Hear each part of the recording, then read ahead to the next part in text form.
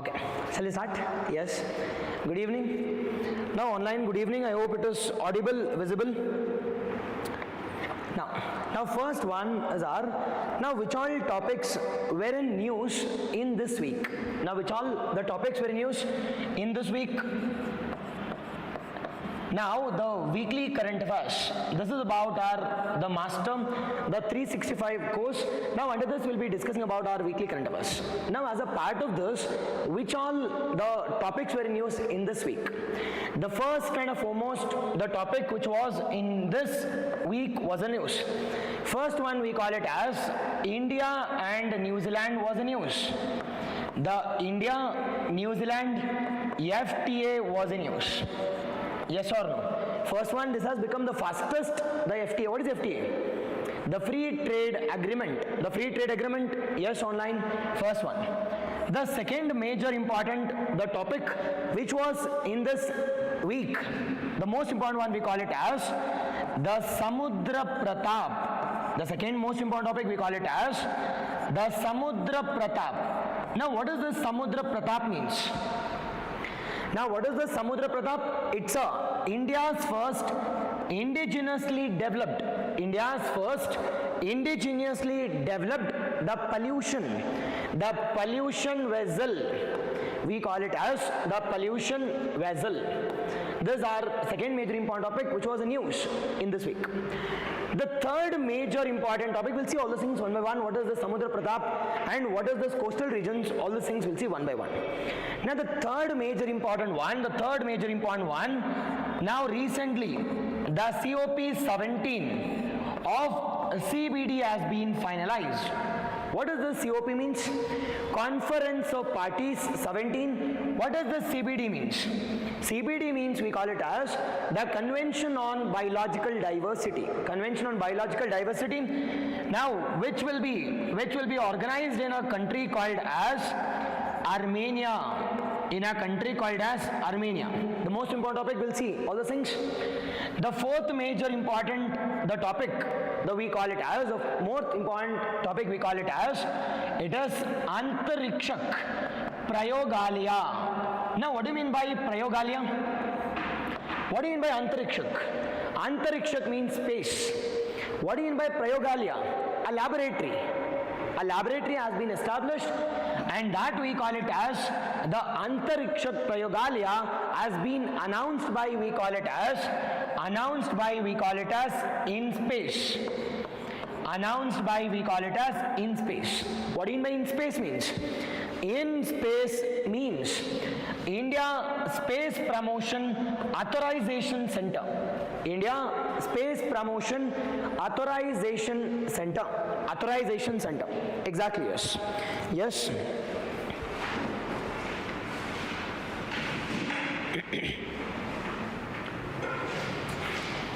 Okay.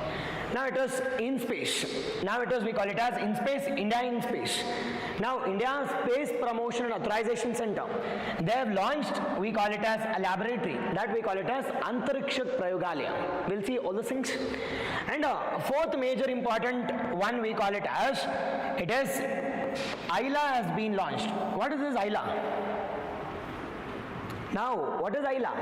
Artificial Intelligence Laboratory Assistant. Laboratory Assistant was in use and this has been launched by, we call it as IIT Delhi. This has been launched by IIT Delhi. Now we'll see that also. Now this has become the first one to be launched with respect to laboratory part. Now while discussing about these things, we'll talk about what is AI, what is this Artificial Intelligence Laboratory Assistance, what is this IIT Delhi supported by, we'll see that. Now while discussing about COP 17, we'll talk about what is CBD, when was COP 16 organized, where was COP 17 will be organized, what is the logo of this Armenian conference. Now we'll talk about the conventions. We'll talk about Cartagena Protocol, we'll talk about Nagoya, we'll talk about Aichi protocols, where is headquarters, A to Z. While talking about Antriksh Prayogshala, we'll talk about in space, we'll talk about New Space India Limited, we'll talk about Antriksh, we'll talk about recently launched the satellite, we call it as Bluebird. The Bluebird satellite, the largest, it is the satellite which has been launched by India till date, that is 6,100 kilometers. It is 6100 kgs which has been launched into low Earth orbit. We'll see that also. And we'll talk about, while talking about Samudra Praap, we'll talk about what is the Samudra Praap, what is this post, it is a pollution related vessel, A to Z. Developed by, what is its objectives, we'll see. Now while talking about New Zealand also, we'll talk about A to Z. We'll also talk about New Zealand, the location of New Zealand, all those things. Now not only this, now there are a number of news which was in news. Now under that, the next one we call it as the Bharat Taxi initiative.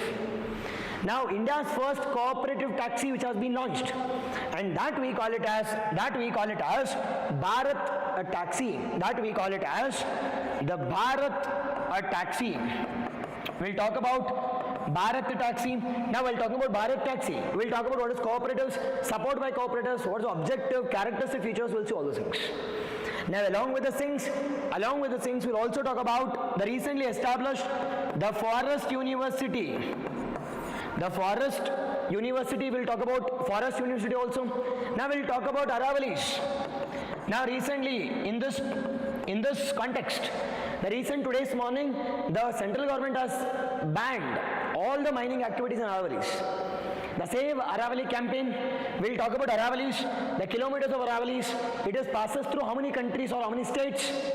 Now what's the objective, why we need to save, what's the recent definition given by Supreme Court? Hope you're getting it. Now A to Z.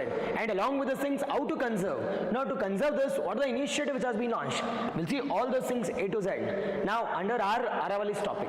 Under our Aravalis, the topic 1 by 1 year. Done? Now this is just a brush up or a blueprint. Now we'll see all the things one by one while discussing about the topics. Now under this, the first and a core important topic this year, the most expected topic we call it as India, New Zealand, the free trade agreement. Now my simple question is, now before discussing about this, now what do you mean by free trade agreement? What do you mean by economic union? What do you mean by economic union? What do you mean by customs union? What do you mean by free trade agreement? Now does free trade agreement, does it mean that the trade is free? Now then, what exactly free trade agreement means? Now what is economic union, what is customs union, and what is free trade agreement? First I need to know this. Online first? Yes. Online exactly, yes. Good evening, perfect, yes. Now we'll see all those things now one by one. Okay, alva? One discuss ಮಾಡ್ತಾ ಹೋಗ್ತೀರಣ್ಣ. ನಾವೀಗ ಮೊದಲನೇದಾಗಿ ನೋಡೋದಾದ್ರೆ, what do you mean by economic union? Now what do you mean by economic union? Economic union ಅಂದ್ರೆ ಏನು? First, online first. Economic union andre ಏನು? Now ನೆನ್ಪಿಟ್ಕೊಳ್ಳಿ. Now can you give some examples of economic unions? Okay, examples, European Union, ಅದಾದ್ಮೇಲೆ ASEAN, okay, ASEAN. Third, African Union, SAARC, BIMSTEC. Now all this comes under where? All this comes under we call it as economic union. What exactly it means economic union andre? Now economic union, mostly we are talking about the political integration of the countries. Now economic union means the political integration of the countries. Now political integration of the countries. The political integration of the countries anna ಏನಂತ ಕರಿತೀವಪ್ಪ ಅಂದ್ರೆ we call it as economic union. Hope you're getting it. Now what is this customs union ಅಂದ್ರೆ ಏನು? Now customs union means there is tax free movement across the countries. Tax-free movement across the countries. Now when I am moving from one country to the other, there is no tax. At the same time, one who are coming from, or the goods one who are coming from outside, there will be a common taxes also. There will be a common taxes on which countries? The common tax on non-custom countries. The common taxes on non-custom countries, and that we call as what? Customs Union. Hope you're getting it. Now third one, what is this FTA now? What is this FTA? Free Trade Agreement andre yenu? Now free trade agreement means there is reduction of taxes, removal of barriers. That does not mean that no tax. Be cautious. The free does not mean free. Free only means that reduction of taxes between the agreed countries. Between the agreed countries. Now, which is that agreed countries which has agreed with India? Now recently, in the last 5 years, there has been 7 FTAs which has been done with India. Now, which is that countries which has signed an FTA with India? The first one in the year 2021, we call it as Mauritius. Now, Mauritius has become the first African country to sign an FTA with India. First one we call it as the Mauritius. Now, Mauritius is an island country. Mauritius is an island country. Now, where exactly is Mauritius? Where exactly we call it as Mauritius? Where exactly is Mauritius? First. Now, this is Africa. Now, this is we call it as Africa, and this country we call it as what? This we call it as the Madagascar. Now, hope you're getting it. Now, this we call it as Madagascar, and near to Madagascar we have a countries. We have a countries called as Seychelles. We have a countries called as Mauritius. All this belongs to where? All this belongs to, we call it as the African countries. Hope you're getting it. Now, with respect to Mauritius, now we'll see all the things Mauritius. Now, coming back to Mauritius, now what is the capital of Mauritius? Capital of Mauritius, we call it as the Port Louis. The Port Louis is the capital of Mauritius. It's an island country near to Africa in Indian Ocean. In Indian Ocean, we call it as Mauritius. Now, in Mauritius, we have established the first international JAC center. What is this JAC center? Jan Aushadhi Kendra, perfect. Now, we have established the first JAC Kendra or the JAC center. Yes. The JAC center, or we call it as JAC Kendra, Jan Aushadhi Kendra. Jan Aushadhi Kendra, inaugurated by our foreign minister called as S. Jaishankar. Inaugurated by our foreign minister called as S. Jaishankar. Signed in the year 2021. And second one we call it as UAE. Now, where is UAE? It is in Middle East. UAE means United Arab Emirates. United Arab Emirates, signed in the year 2022, and that is considered to be capital, we call it as Abu Dhabi. Capital, we call it as Abu Dhabi. Now, this UAE is a part of our own prestigious mission, we call it as I2U2. I2U2, India, Israel, USA and UAE. It is called as Middle Eastern Quad. It's a part of our close ally also. And a trade has crossed, we call it as 100, we call it as the $1 million mark has been crossed. The $100 mark has been crossed in the year 2025 because of the free trade agreement between India and UAE. Second.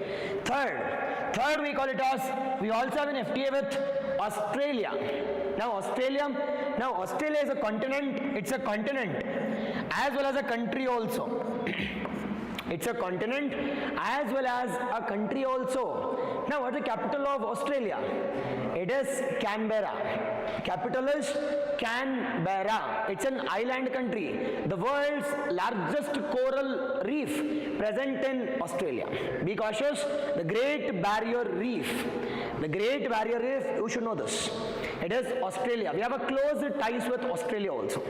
And the fourth one we call it as the EFTA. What is this EFTA? Majorly we call it as what is EFTA? Now European Union, it is free trade agreement also with India. And next one we call it as UK. Now what does UK means? United Kingdom. We also have an agreement with UK also. United Kingdom. Now what is the capital of UK? It is London.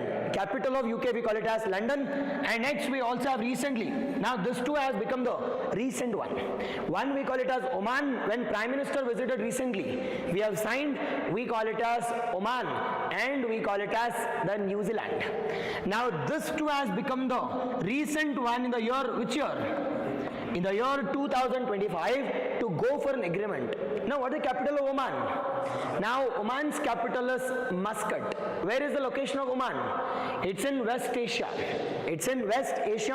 And second one, New Zealand's capital. What is the capital of New Zealand? It is Wellington. Now Wellington, it's an again island country. It's a part of Australian continent. Island group. We'll see all those things one by one. But our major point of focus is this two. Major point of focus is this two. Done. Now out of that, the major one we call it as New Zealand. Shall we see one by one now? Okay. Now first one we call it as, sir, what is this India? What is this India? The New Zealand FTA talks about. Now what is FTA? Free trade agreement. Now what does free trade agreement means? It means reduction of tariff, reduction of taxes. Yes or no? Reduction of taxes and the kariತೀವಿ. Okay na? On and I hope it is clear. I hope it is clear. Now ಈಗ ಮೊದಲನೇದಾಗಿ ನೋಡೋದಾದ್ರೆ, sir, my simple question is, now what are the benefits we will be getting for India? Now first benefit we call it as, first benefit for India here is 100% tariff reduction. 100% tariff reduction.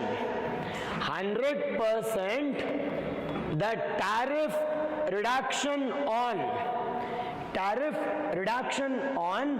it is the different goods and services. The tariff reduction on the goods and services, be cautious. 100% tariff reduction. Now if you are going for 100% tariff reduction, now what is the advantage does India will be getting? Now the advantage here is, the advantage with respect to, we can export more amount of what? We can export more amount of three things. One is, we call it as textile. One is textile products. Second one we call it as leather. And the third one we call it as the footwear. The first one we call it as 100% tax reduction on three items.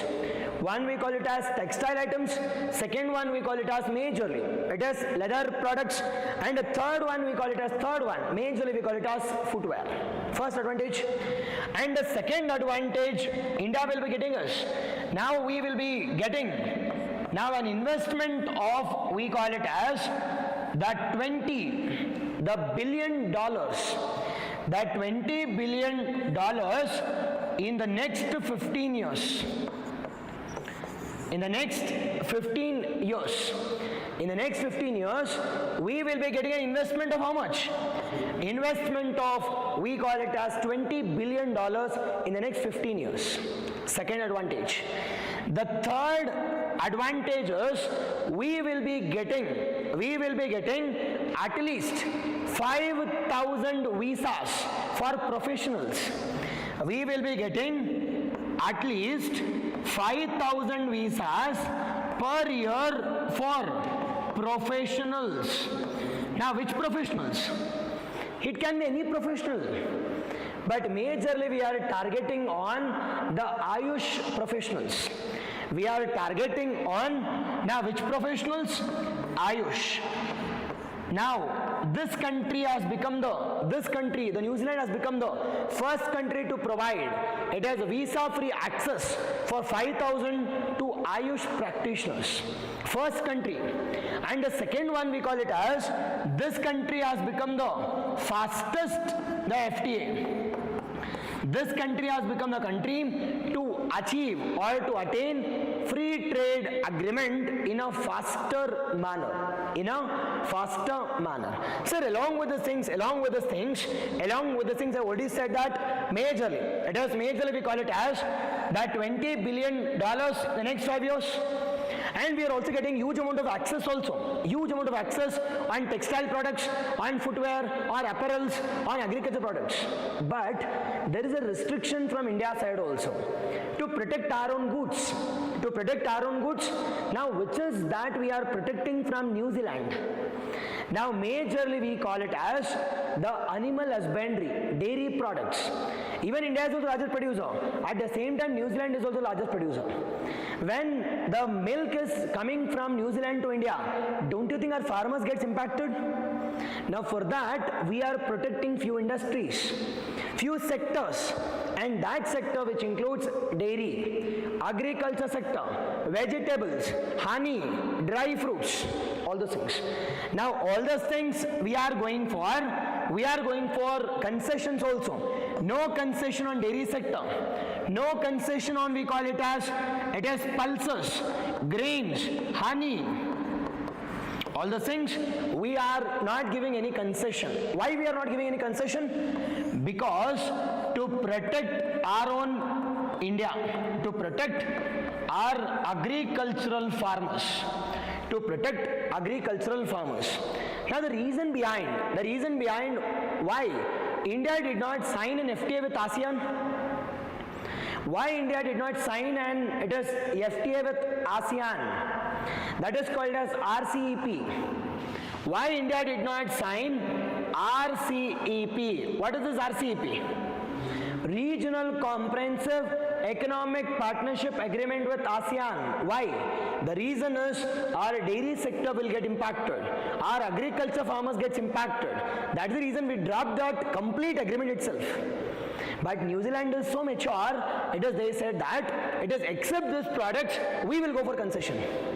We will go for FTA. And even India is also happier, saying that yes, even we want that also. And we went for agreement without much discussion, and that's the reason we went for the fastest agreement between these two countries. 100% tariff reduction on all the products. Except which one? Except few. Dairy, honey, followed by we call it as few vegetables, few pulses, there is a concession. There is no concession at all, and other than that, we have given concession to the complete products. Yes or no? Done? This is about our first one. Now, second one. I hope New Zealand is clear. Now, we'll talk about little bit aspect about the New Zealand also, and we'll talk about the Oman also. New Zealand as well as Oman. Now, my simple question, the first question is, now what is the location of New Zealand? Location. What is the location of New Zealand? Now, location yaudappa antandre, it is New Zealand is a island country. New Zealand is a island country. Yes. Online, good evening. Karna, good evening. Yes. I hope you guys are getting it. Done. Now, ಮೊದಲೇ ನೋಡೋದಾದ್ರೆ location ಯಾವುದಪ್ಪ ಅಂತಂದ್ರೆ it's an island country.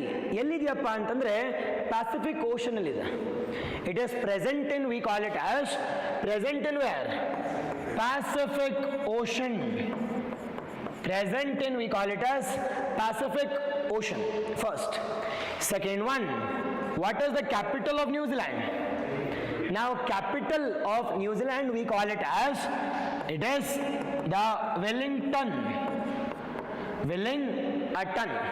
Now, this island has divided in two islands. It is one we call it as Northern Island, and second one we call it what? Southern Island. Now, this Northern Island and Southern Island is separated by a strait called as Cook Strait. Separated by a strait called as Cook Strait. separated by a Cook Strait. And fourth one, the fourth one, now this New Zealand comes under Pacific Ring of Fire. Now this comes under, now geographically it comes under the Pacific Ring of Fire. Pacific Ring of Fire. What is this Pacific Ring of Fire andrenu? Now more amount of earthquakes and volcanoes. 70% earthquakes and volcanoes happens in this region. We call it as the Pacific Ring of Fire. ಯಾವ್ದಕ್ಕಪ್ಪ ಅಂದ್ರೆ earthquake ಮತ್ತೆ volcanoes ಸಂಬಂಧಪಟ್ಟಂಗೆ, earthquake and volcanoes ಸಂಬಂಧಪಟ್ಟಂಗೆ. Now this New Zealand comes under, we call it as Pacific Ring of Fire. And this New Zealand is the largest producer of which all things?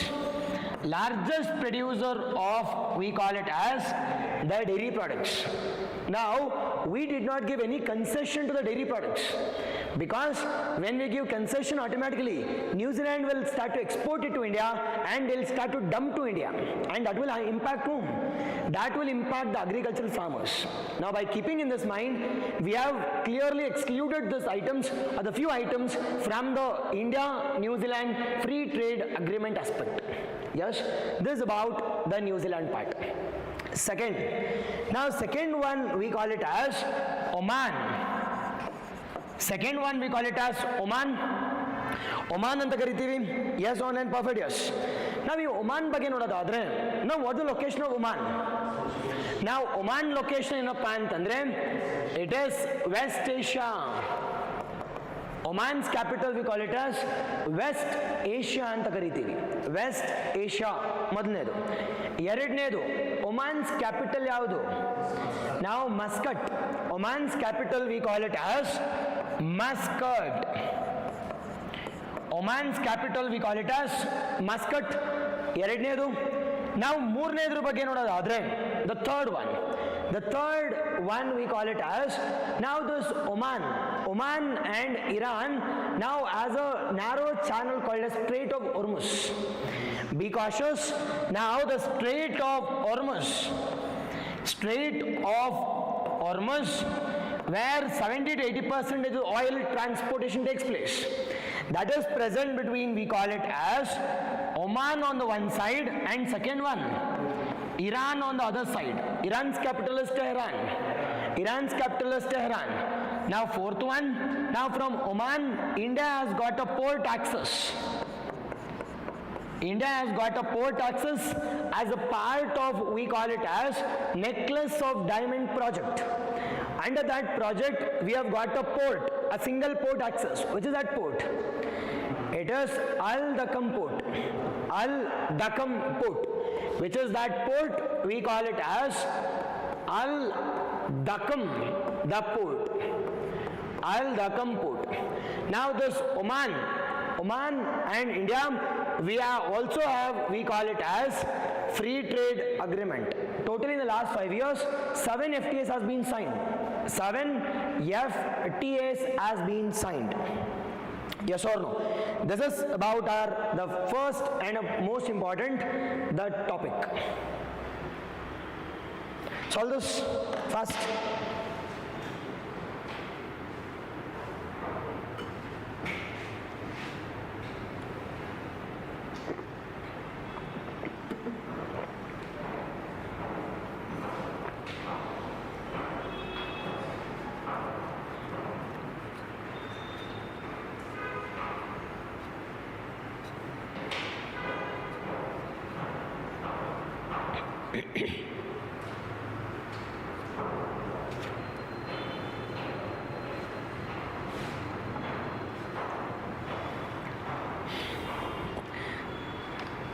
Yes, exactly online. Done.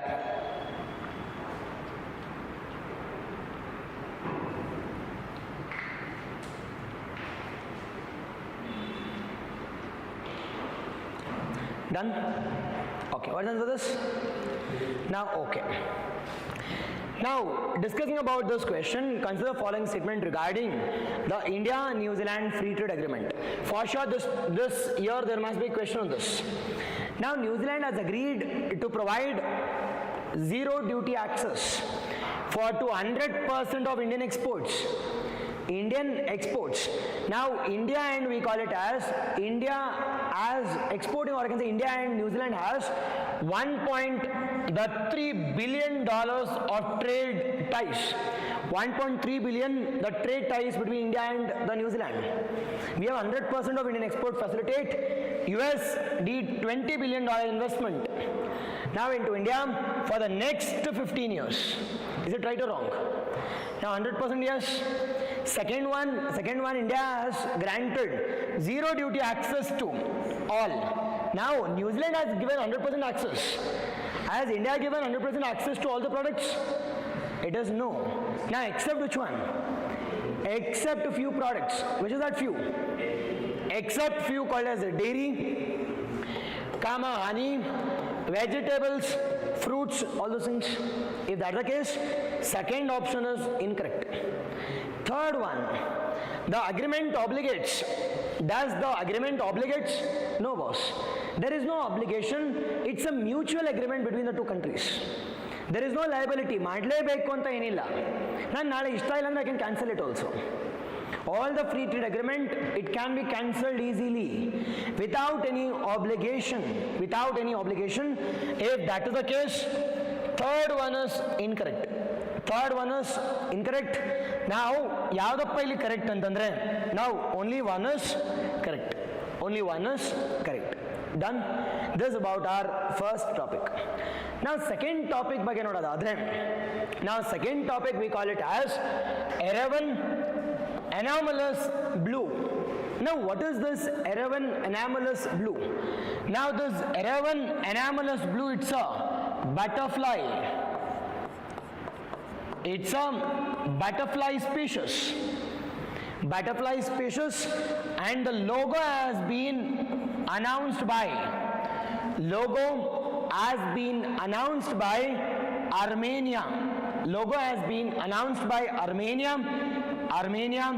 And this conference we call it as COP17 of CBD.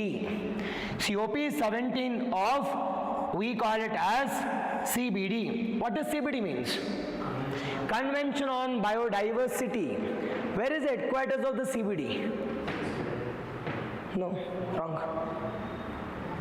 It is Montreal. The secretariat, it's in Montreal. Where is Montreal? Canada. That you should be aware. We'll talk about what is Montreal Protocol, Vienna Convention, what is this Kigali, we'll see all the things. And while talking about CBD also, we'll talk about A to Z about CBD. Hope you're getting it. And this conference will take place at, we call it as Yerevan. Yerevan is the capital of Armenia. And a conference we call it as COP17 of CBD. And this will take place in Yerevan, Armenia, with a theme called as Taking Action for Nature. Be cautious. The theme for this conference we call it as Taking Action for Nature. And what is the logo here? It is butterfly. And that butterfly we call it as, it is Erivan Anomalous, the blue butterfly. Erivan Anomalous Blue Butterfly anta kariತೀವಿ. ಓಕೆನಾ? Logo ಕ್ಲಿಯರಾ? Logo ಯಾವುದಪ್ಪ ಅಂದ್ರೆ, it's a butterfly, the blue butterfly. And second one we call it as, what is this conference edition? COP17. And this takes place in, we call it as Yerevan. It is Armenia. Which is the host country? Armenia host country. And what is the theme here? Taking action for nature. And this will take place in, we call it as October 2026, next year. And the partners are majorly, United Nations Environmental Program. Majorly we call it as Convention on Biodiversity. Followed by this we call it as UNEP. And all these organizations will be the supporting partners for this CBD. Done. Now first one we will talk about, what is the CBD? What is this CBD? CBD ಅಂದ್ರೆ ಏನು? Online fast. CBD ಅಂದ್ರೆ ಏನಪ್ಪ? ನಾವು CBD ಅಂದ್ರೆ Convention on Biological Diversity. Now first one we call it as abbreviation. What's the abbreviation here? Convention on Biological Diversity. Convention on Biological Diversity. Okay now, first. Second one, when was this CBD established? First. When was CBD established? Now CBD established in the year 1992 under a conference called as Rio Earth Summit. Now in the year 1992 in a conference called as the Rio Earth Conference. Now Rio Earth Conference, now that Rio Earth Conference we call it as United Nations Convention on Environment and Development. That conference we call it as UNCED ಅಂತ ಕರಿತೀವಿ. 1992 ಅಲ್ಲಿ ನಡೆದಿರ್ತಕ್ಕಂಥ conference ಅನ್ನ ಏನಂತ ಕರಿತೀವಪ್ಪ ಅಂದ್ರೆ United Nations the convention on environment and development which took place in which year 1992, which took place in which location? Rio de Janeiro.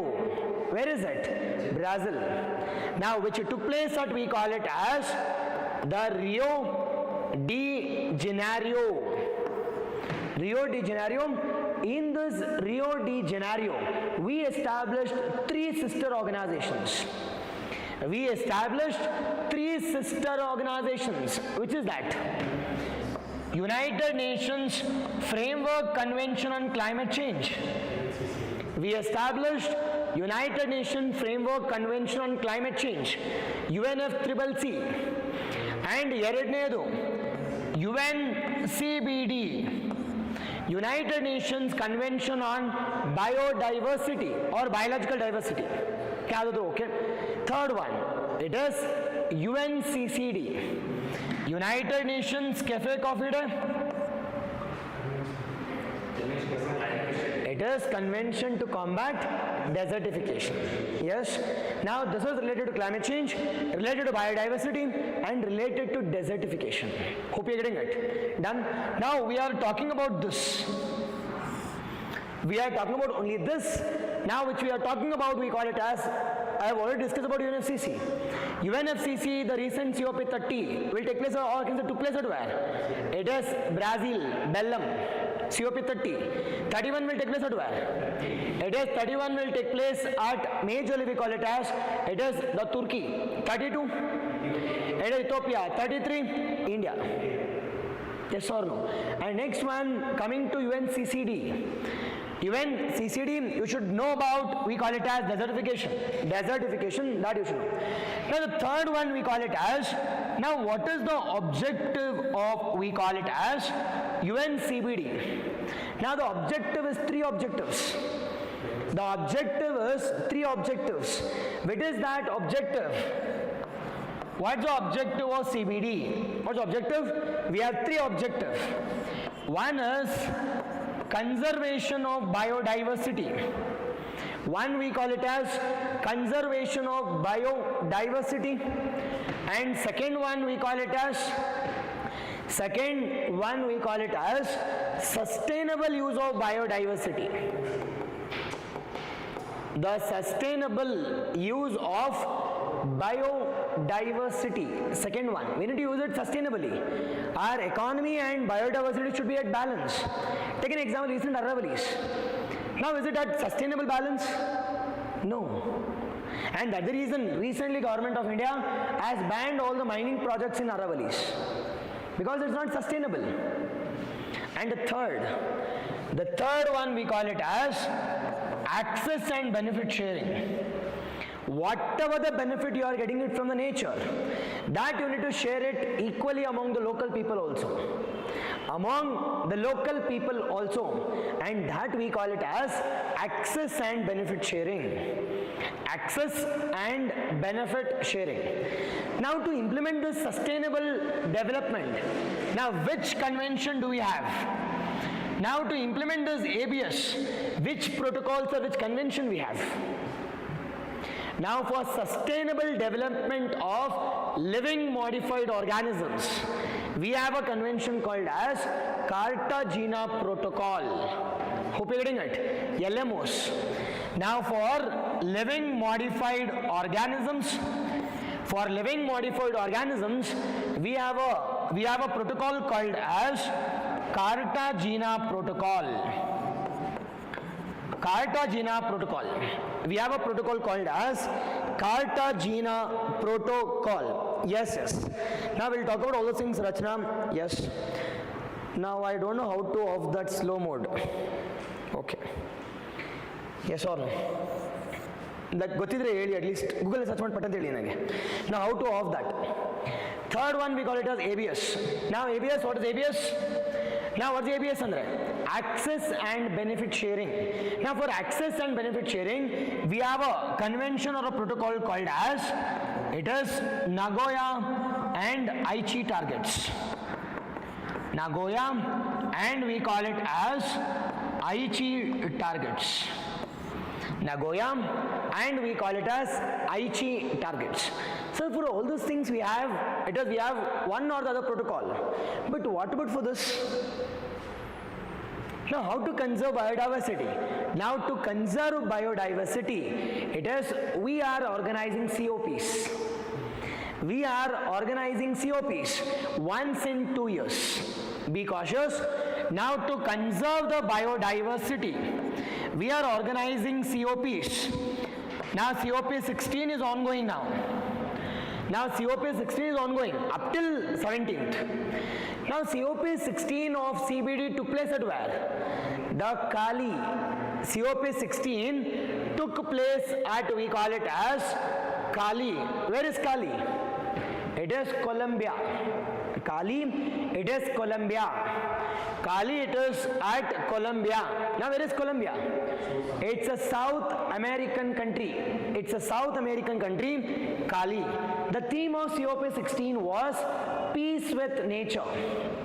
Peace with nature.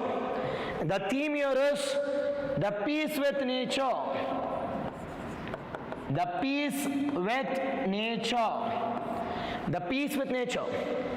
Next, 17. Now 17th one. Now this will take place from 2026 till 28. 28 for a period of 2 years. And which is the host country here? It is Yerevan, Armenia. Yerevan, Armenia. What is the theme of the COP 17? It is the taking action with nature. Taking action with nature is the theme here. Done. And where is the secretariat? I have already said that this CBD takes place once in how many years? Once in 2 years. If it is 2 years, once in 2 years, this conference and enta karitivi biennial conference. Biennial conference na karitivi. We call it as biennial conference. Biennial andre it is once in 2 years. Exactly online. Exactly, yes. Kali, Colombia, once in 2 years. Done. Perfect. Yes. Done. Next one we call it as, where is the headquarters? Now where is the headquarters or secretariat of this CBD? It's in Montreal. Where is Montreal? Now Canada. The Montreal, it's in, we call it as Canada. Capital of Canada? No. It is Ottawa. Capital of Canada is Ottawa. That you should be aware. Done. Highly important one. Yes. And the capital of Colombia? Bogota. Capital of Colombia, it is Bogota. That's the reason I'm also giving you the locations also. And with respect to COP 17, what's the capital here? Capital we call it as Yerevan. Yerevan is the capital and it's in Armenia. Done? Now is this part done now? Yes, is it clear? Okay. Now if it is clear, be cautious. This is highly important. This is highly important, very much important. Very much important, Montreal. Now this Montreal Protocol deals with respect to what? Ozone depleting substances, ODS. Ozone depleting substances. We have 3 conferences. One is Vienna, Montreal Protocol and Kigali Agreement. That 3 you should know related to, we call it as ozone depleting substances. One of the most successful treaty is Montreal. Most successful and universally agreed by all the countries. 196 countries is Montreal. That is the success of Montreal Protocol. Yes or no? First one. Second one related to, we call it as Armenia. Related to, we call it as Armenia. Yes, online exactly, yes. Bogota, Yerevan, all those things. Now ಈ Armenia ಅಂತಕ್ಕಂಥದ್ದು ಎಲ್ಲಿದೆಯಪ್ಪ geographical location? It is Pakka West Asia.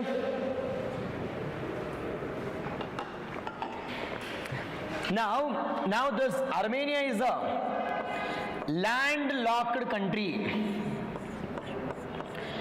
It's a landlocked country. It's a landlocked country. It is present in Illappa antandre. It is present on the border between the Europe and Asia. Eurasian region barutte.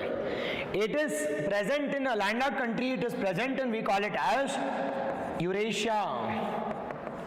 Eurasia, the Caucasus Mountains, the Trans-Caucasus Mountain. Eurasia, and it is a part of, we call it as the Caucasus.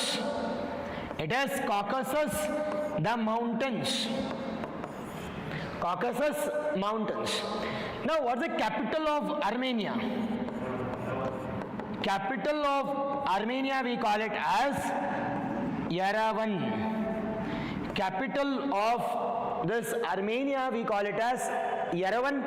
Now this country is bordered by, country is bordered by how many countries?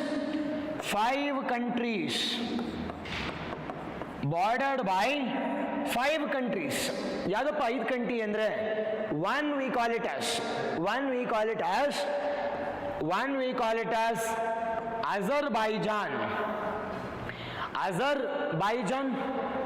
Azerbaijan. Second one we call it as Georgia. Third one we call it as Iran. The third one we call it as the Iran, and second or the next one we call it as Turkey. Third one we call it as Iran, and the fourth one we call it as the Turkey, and ಐದನೇದು ಯಾವುದಪ್ಪ ಅಂತಂದ್ರೆ independent countries of again Azerbaijan. Independent, the regions of Azerbaijan. Those 5 borders with Armenia. 5 borders with Armenia. Be cautious. It is Armenia is a landlocked country, and it is present in, we call it as Southern Caucasus Mountain, and it's a part of Eurasia. It's a part of Eurasia, and this was initially a part of Russia. This gained independence in which year?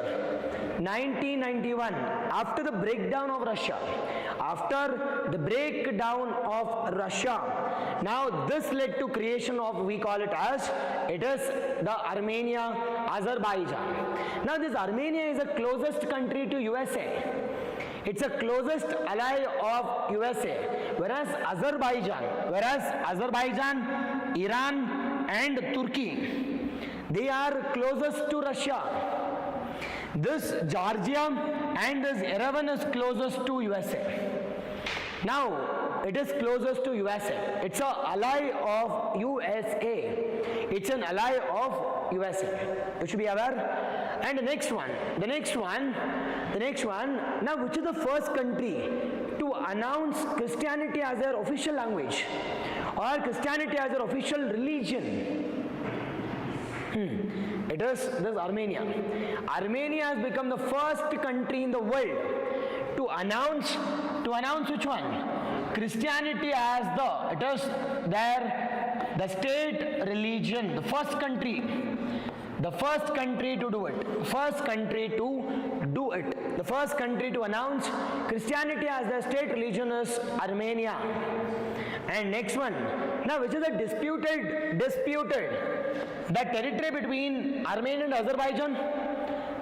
Which is the disputed territory between Armenia and Azerbaijan? UPSC last year question. It is Nagorno-Karabakh region. It is the disputed region, we call it as Nagorno-Karabakh. Nagorno-Karabakh region is the disputed territory anta karitivi between yaryar madhye? Between Armenia and Azerbaijan. Now Armenia is supported by USA and Azerbaijan is supported by Russia.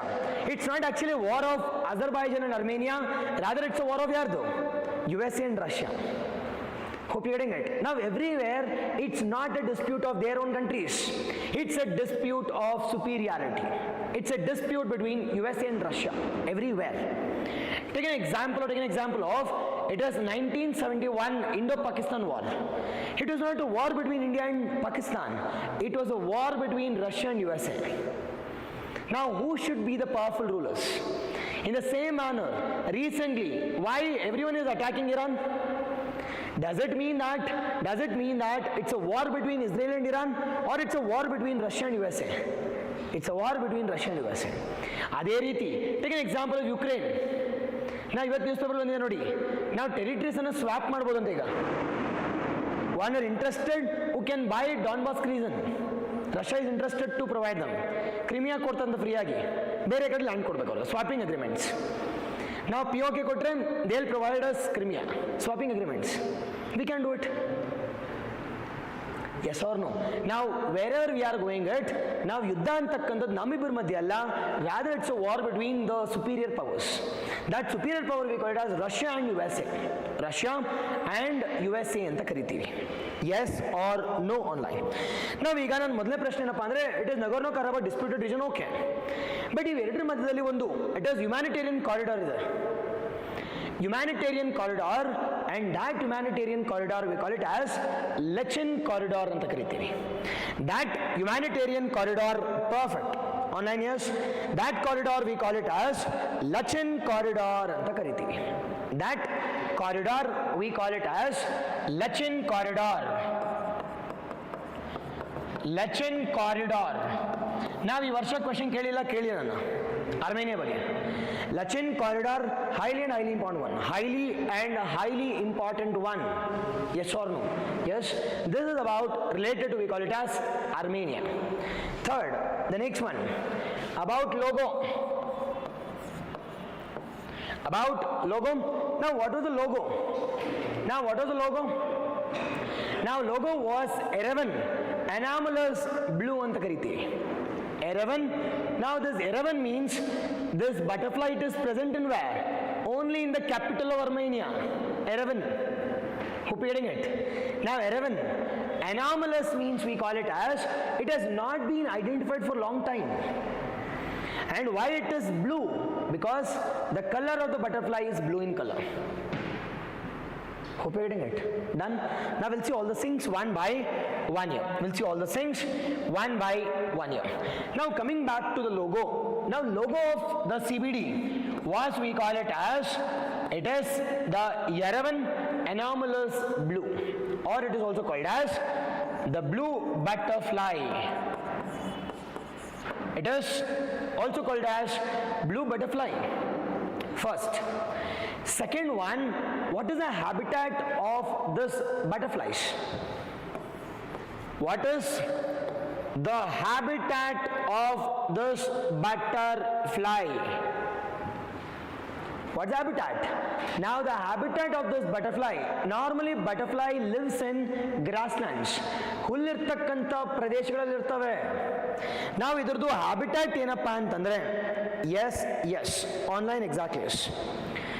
Okay, only admin can navigate through. Okay, done.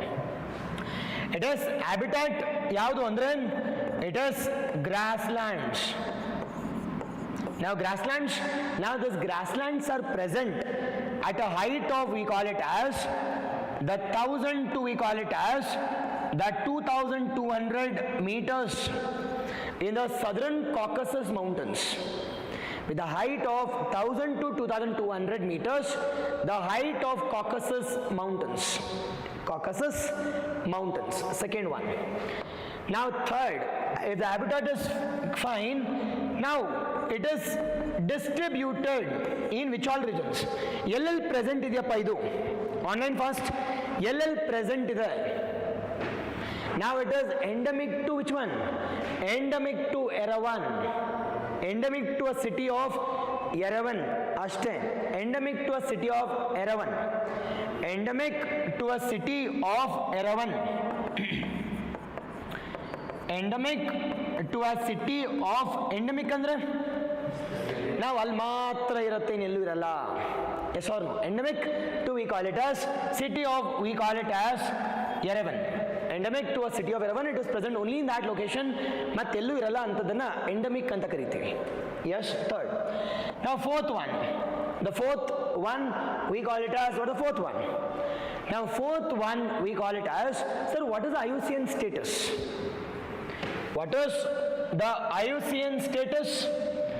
Now IUCN status, it has not been considered because it is present only in, it is Erivan, and it is present only a few in number.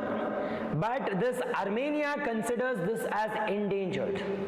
But this Armenia considers this as endangered. Now, if it is endangered, don't you think we need to create an awareness? And that is the reason this Armenia has proposed Erivan as a logo of this COP17 summit. Now to create awareness with respect to this, we call it as blue butterfly. And this blue butterfly, eyes ಎಷ್ಟು ಗೊತ್ತಾ, ಒಂದು ವರ್ಷ, ಒಂದು generation ಒಂದು ವರ್ಷ ಇರುತ್ತೆ. One generation 1 year. One generation 1 year. One generation 1 year. And my simple question is, one generation 1 year, and the second major important one we call it as, it is one generation 1 year, but it is active during the month of June and July. It is active during the month of June and July. June and we call it as July ali active ಆಗಿರುತ್ತೆ. Yes, yes. Yes, yes. Done. ಹಂಗೆ ಮಾಡಬೇಕು next time ಇಂದ ಸಂಜೆ. It was I need to get direct access. Okay, ಹಂಗೆ ಮಾಡೋಣ next time ಇಂದ. It was I will get an access. Okay ಅಲ್ವಾ? This we call it as about the logo. And why this butterfly ಅಂತಂದರೆ because to create an awareness. And this butterfly, it is considered as, we call it as a bio-indicator also. What is this bio-indicator andre? It is pollution control ಮಾಡೋದಕ್ಕೆ, climate change control ಮಾಡೋದಕ್ಕೆ.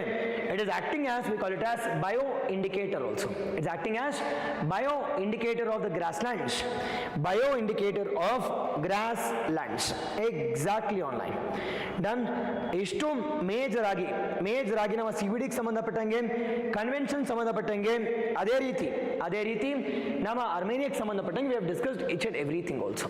We have discussed each and everything. Done?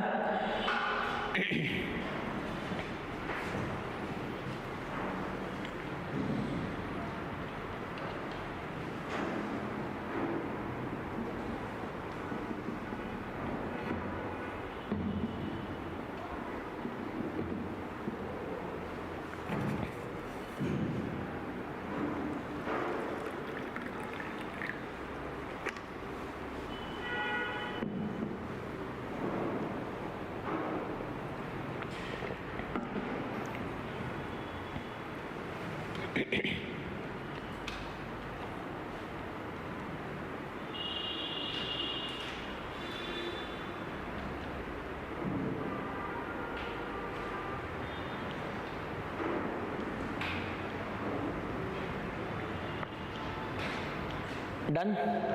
Okay. Now this is with respect to, we call it as Now consider the following statement regarding it is the Erivan Anomalous butterfly, and we call it as the CBD, the Convention on Biological Diversity. Now Erivan Anomalous Blue is a butterfly species belong to a family endemic to, we call it as the southern Transcaucasia and found only in Armenia, mainly around Erivan. Is it right or wrong? Yes. Now second one, Erivan Anomalous butterfly is classified as endangered. They have not considered this. But Armenia country or Armenia government has declared it as endangered. And Moornedu. CBD has opened for signature in 1992 at Rio Earth Summit and now has 196 countries. And a secretariat is present in, we call it as the Montreal, Canada. They are asking which of the following is are incorrect. Which is incorrect? Now only second one is incorrect. Nothing but only one is incorrect. Only one is incorrect. Yes or no? Done? Okay. The next one we call it as Antriksh Prayogshala. Now what do you mean by Antriksh? What's Antriksh? Antriksh means space. And second one, Prayogshala means it is researching, laboratory. Yes or no? Research ke laboratory anna sthapane madidare. Okay na? Now a simple question is, the simple one is, why this was in news? Why this was in news? Now recently in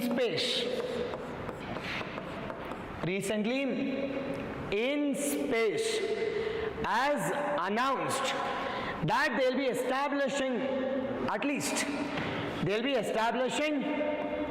least, we call it as 7 space laboratories. 7 space laboratories across India. 7 space laboratories across India to encourage what? To encourage space research in the country. To encourage space research in the country. Now what does this in space means? India in space. Now Indian Space Promotion Authorization Center. In space means it's a private arm. Be cautious here. Now this in space objective is to encourage private participation. Encourage private participation related to, we call it as space sector.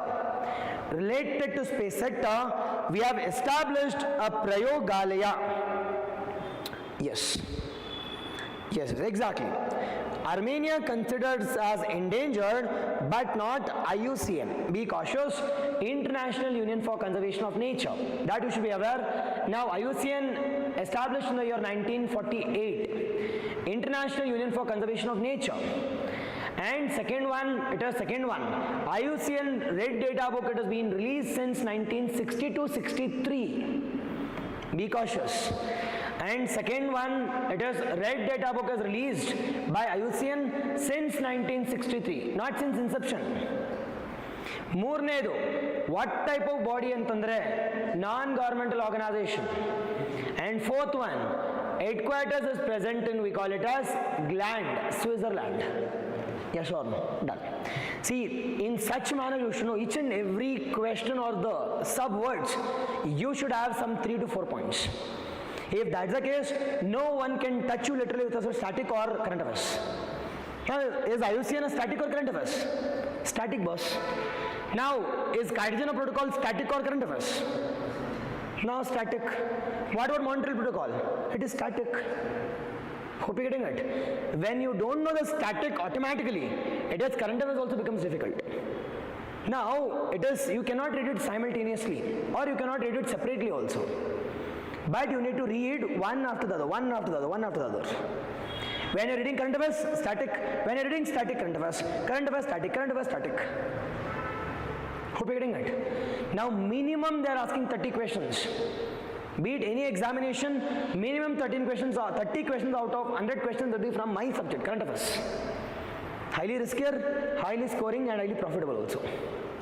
30 into 60 marks. Minimum I will be getting.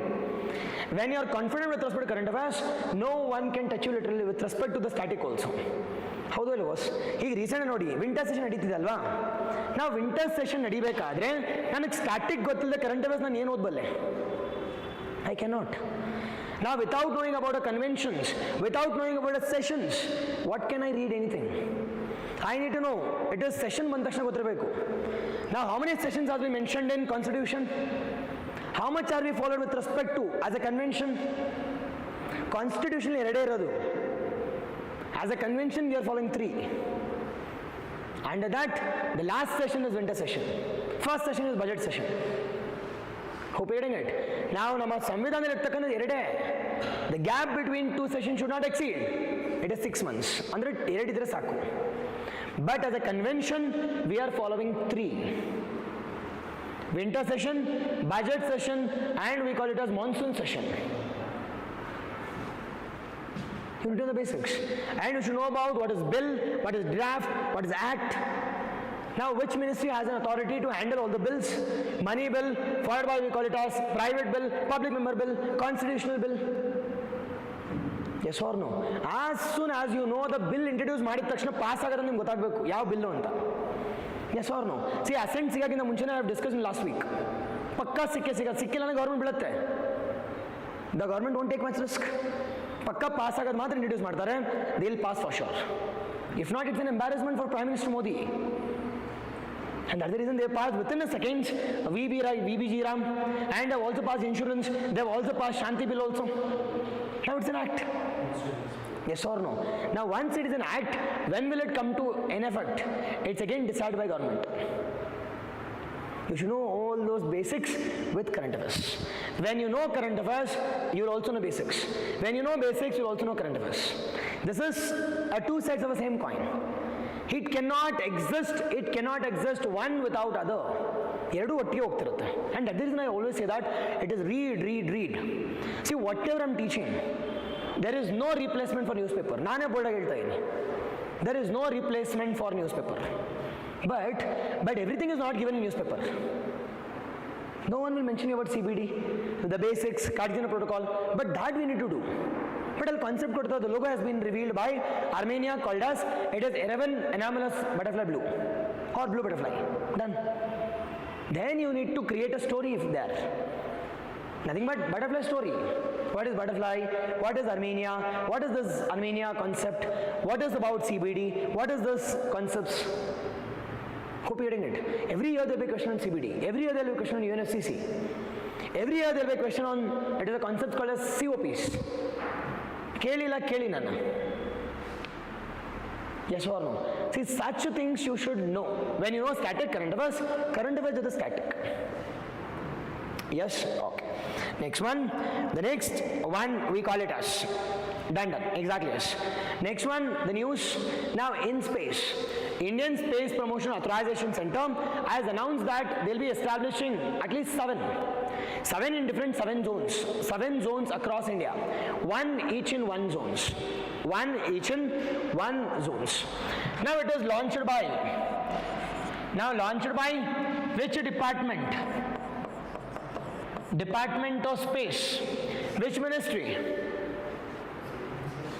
No ministry.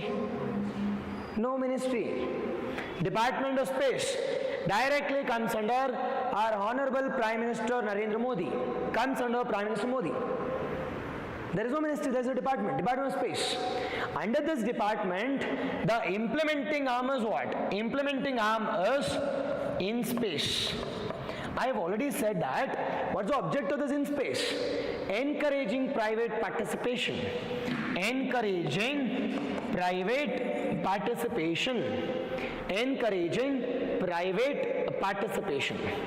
Now to encourage private people, they have announced establishment of space laboratories.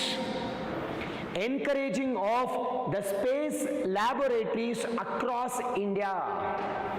Now how many space laboratories they are planning? It is 7. They are planning for the 7 space laboratories. Now it is one each in one zone of India. One each in one zone. Sir, all these things are fine. All these things are the fine. But the thing here is, it is what all things have been encouraged here, what all things have been done here. Now ಇಲ್ಲಿ ಏನೇನು ಕೊಡ್ತಾರಪ್ಪ ಅಂದರೆ training ಕೊಡ್ತಾರೆ, innovative ideas, mentorship support, followed by funding, followed by we call it as interaction with outside the international partners.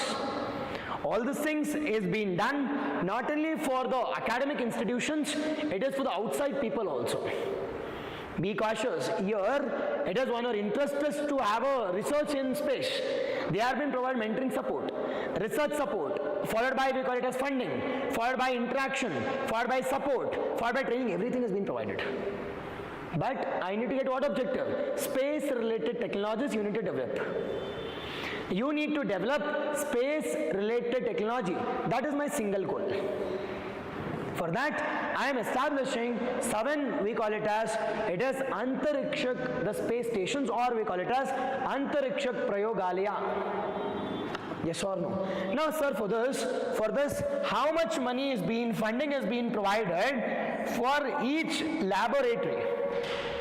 For each laboratory, how much funding is being provided? The funding up till 75%, up till 75% or up till 5 crore rupees. Now we will be providing 75% of the cost, or up till 5 crore rupees is provided. Up till 5 crore rupees is being provided. 5 crore rupees is being provided for the establishment of, we call it as, it is the Antriksh Prayogshalas. Observe this. Now observe this. What's new? InSpace invites. InSpace invites the different academic institutions. One who are interested, they can establish how many Prayogshalas? 7 space laboratories, one each in, it is a zone. And for that, 75% funding or 5 crore rupees funding is being provided by the InSpace. 5 crore rupees is being provided by InSpace. Done? Okay. Next we call it as about InSpace. India in space. India in space. Now this InSpace has been established in which year? In the year 2021. In the year 2021. Under which department?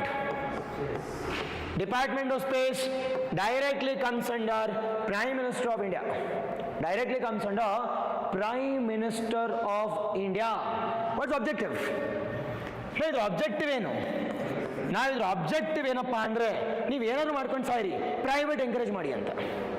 My main agenda here is encourage which one? The private participation. To encourage private participation in which sector? Space sector. Space sector. Now for that, this InSpace has allowed 100% FDI in space. InSpace has allowed 100% FDI in space, and they have also established the 1,000 crore rupees venture capital fund also. They have also established 1,000 ಕೋಟಿ ರೂಪಾಯಿಯನ್ನು ಸ್ಥಾಪನೆ ಮಾಡಿದ್ದಾರೆ. 1,000 crore rupees funding has been provided. It is to the private players to do a research and to it is get the outcome. Get the outcome. Yes or no? That you should be aware. And what the outcome in the recent times here is, now private players have devised Vikram yes, it is a launch vehicle has been designed by private. Second one, it is, we call it as the largest communication satellite has been developed by Galaxy under a mission called as Mission Drishti. It is second one, Galaxy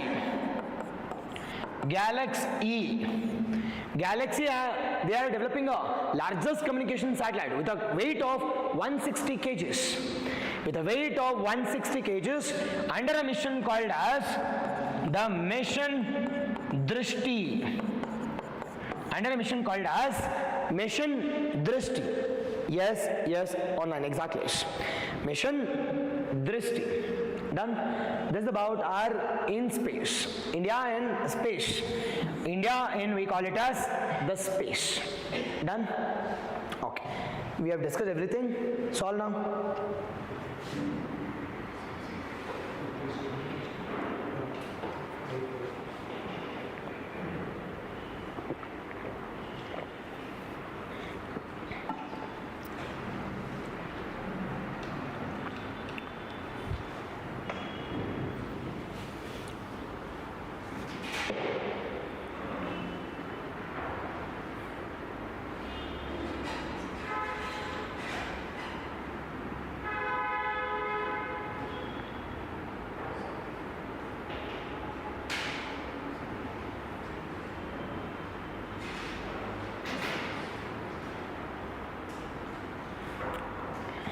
Done? In answer? C. D. Okay. Paka? Okay. We'll see.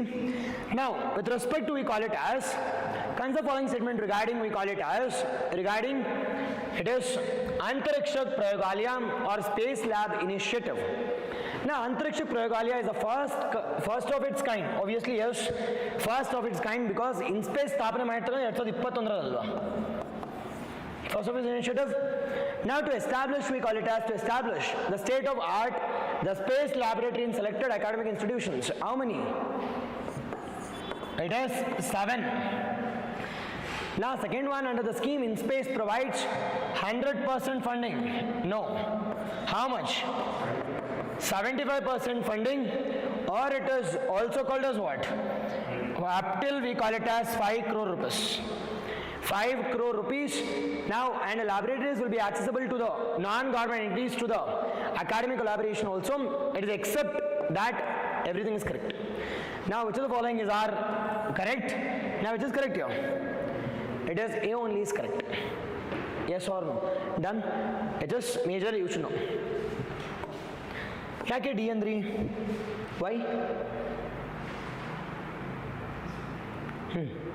Okay, done. No issues, but be cautious. Now the next one we call it as, MMR. Now MMR. Now what is this MMR? Now what does this MMR means? Now why this was in news? Why this was in news? Now recently our Ministry of Health and Family Welfare, Minister of Health and Family Welfare. Now who is Ministry of Health and Family Welfare? JP Nadda.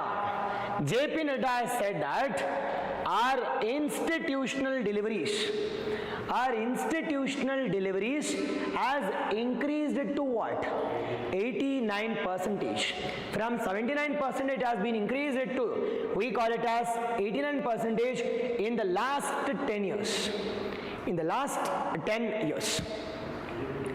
Then simple question up andre, ee MMR andre eno? It is ಎಷ್ಟು ಜನ ತಾಯಂದ್ರು ಜನ್ಮ ಕೊಡೋ ಟೈಮಲ್ಲಿ it is ಕೊಟ್ಟು ಆದಮೇಲೆ ಎಷ್ಟು ಜನ ತೀರ್ಕೋತಿದ್ದಾರೆ ಅಂತ. Yes or no? MMR means maternal mortality rate.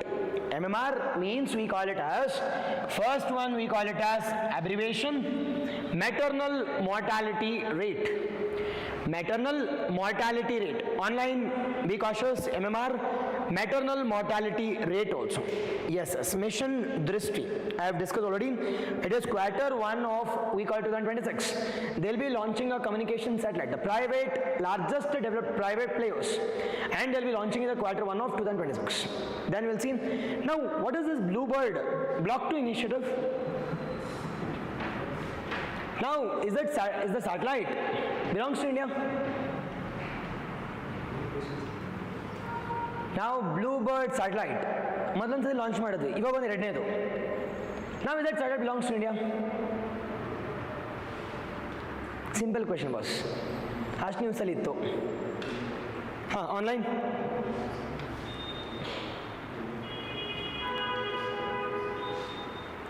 Now, with respect to abbreviation, one we call it as maternal mortality rate. Maternal mortality rate. Now, what is the definition here? Definition here is, for every 1 lakh population, 1 lakh mothers, out of 1 lakh mothers, how many are dying? Now, how many are dying? Just a guess. How many are dying? In India, 130 were dying. 130 were dying. But now, it has reduced it to what? 97 per 1 lakh. As of today, as of the available data, it has reduced it to, we call it as 97 out of 1 lakh. Now, sir, what does mother means? Does it mean it is after 1 year of the birth, or before to 1 year, or during pregnancy period? What do you mean by MMR? Let us know. Now, from 3 months in the 3 tingalinda up till we call it as up till the birth plus 28 days. Hope you getting it? ಜನ್ಮ ಕೊಟ್ಟಾದ್ಮೇಲೆ 28 ದಿನದವರೆಗೂ stable ಆಗಿರಬೇಕು. ಆ ಟೈಮಲ್ಲಿ ತಿರ್ಕೊಂಡು ಕೂಡ it is considered as MMR. Highly important one. Yes or no? ನೀವೇ ಅನ್ಕೋತೀರಾ it is ಜನ್ಮ ಕೊಡೋ ಟೈಮಲ್ಲಿ ಆರ್ ಪ್ರೆಗ್ನೆನ್ಸಿ ಪೀರಿಯಡಲ್ಲಿ ಅಂತ? No, it is from 3 months.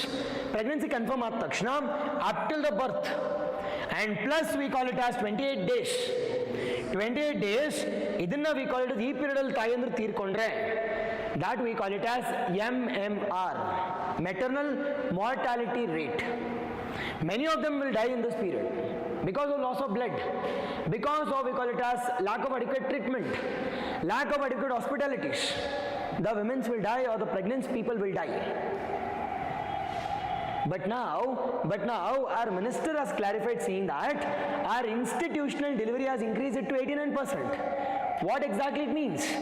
It means that it is pregnancies are being given, or I can say birth is being given in hospitals. When the birth is being given in hospitals, will the death be more or death will be less? Death will be less. That we call it as institutional deliveries. Institution here means hospital delivery. Delivering in the hospital, that we call it as institutional deliveries, has increased it to 89%.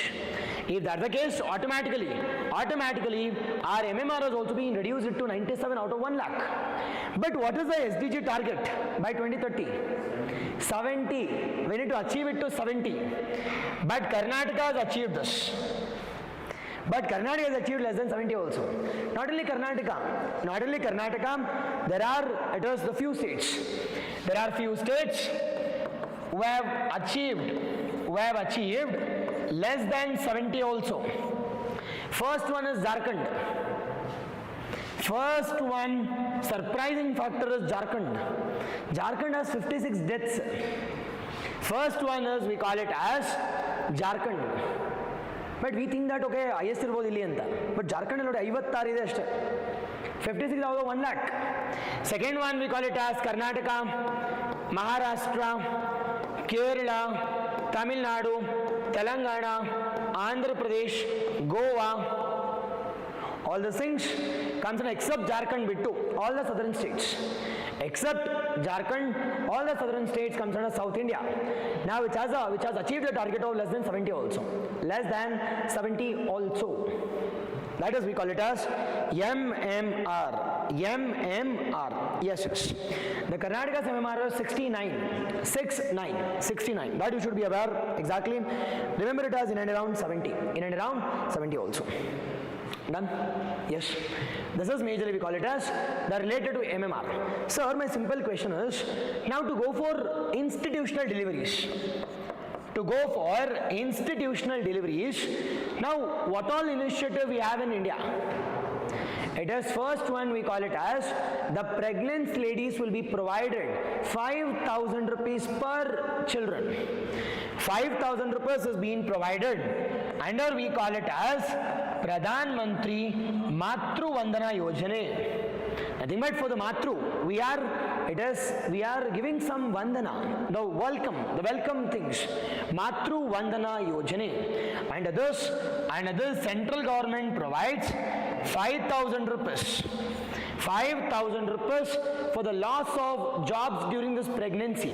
Loss of job during, we call it as pregnancy period. We call it as the pregnancy period.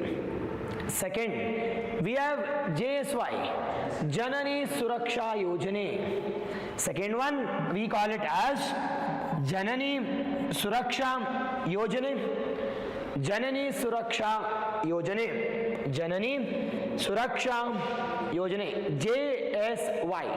Now it is protecting the newborn and protecting the mother also. We need to protect the mother and we need to protect the children also, and that is called as Janani Suraksha Yojane. Second. And third one, we have a Yojane called as Lakshya. What Lakshya means? It is providing good environment at the labor room. While providing pregnancy or while delivering, we need to get good care and good treatment during pregnancy or during delivery. During pregnancy, or we call it as during delivery, we need to provide, we call it as good environment and good room for delivery things. That is we aware. Now, other than this, we have Abai. 5 lakh rupees insurance has been provided. 5 lakh insurance has been provided also. Under Ayushman Bharat Yojana. Under Ayushman Bharat Yojana, along with these things in Karnataka, we have, it is the Vatsalya Yojana.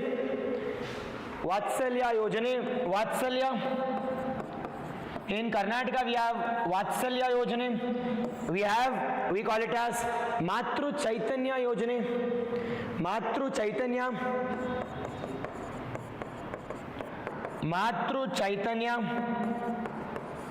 Yes, all the things are the initiatives related to, we call it as encouraging institutional deliveries. Institutional deliveries. Here, ASHA workers, Anganwadi workers also being encouraged. ASHA, what is ASHA? What is ASHA and what is USHA? ASHA means Accredited Social Health Activist and USHA means Urban Health Activist. ASHA and USHA, Accredited Social Health Activist in rural, and USHA means Urban Social Health Activist in urban areas. Urban areas, that is ASHA and USHA. ASHA and we call it as USHA. Done. Karnataka Bhagyalakshmi Yojana also, yes. Vatsalya, pregnancy, Matru Vanjana, Matru Chaitanya, food is also being provided, hot cooked meal also, all the things.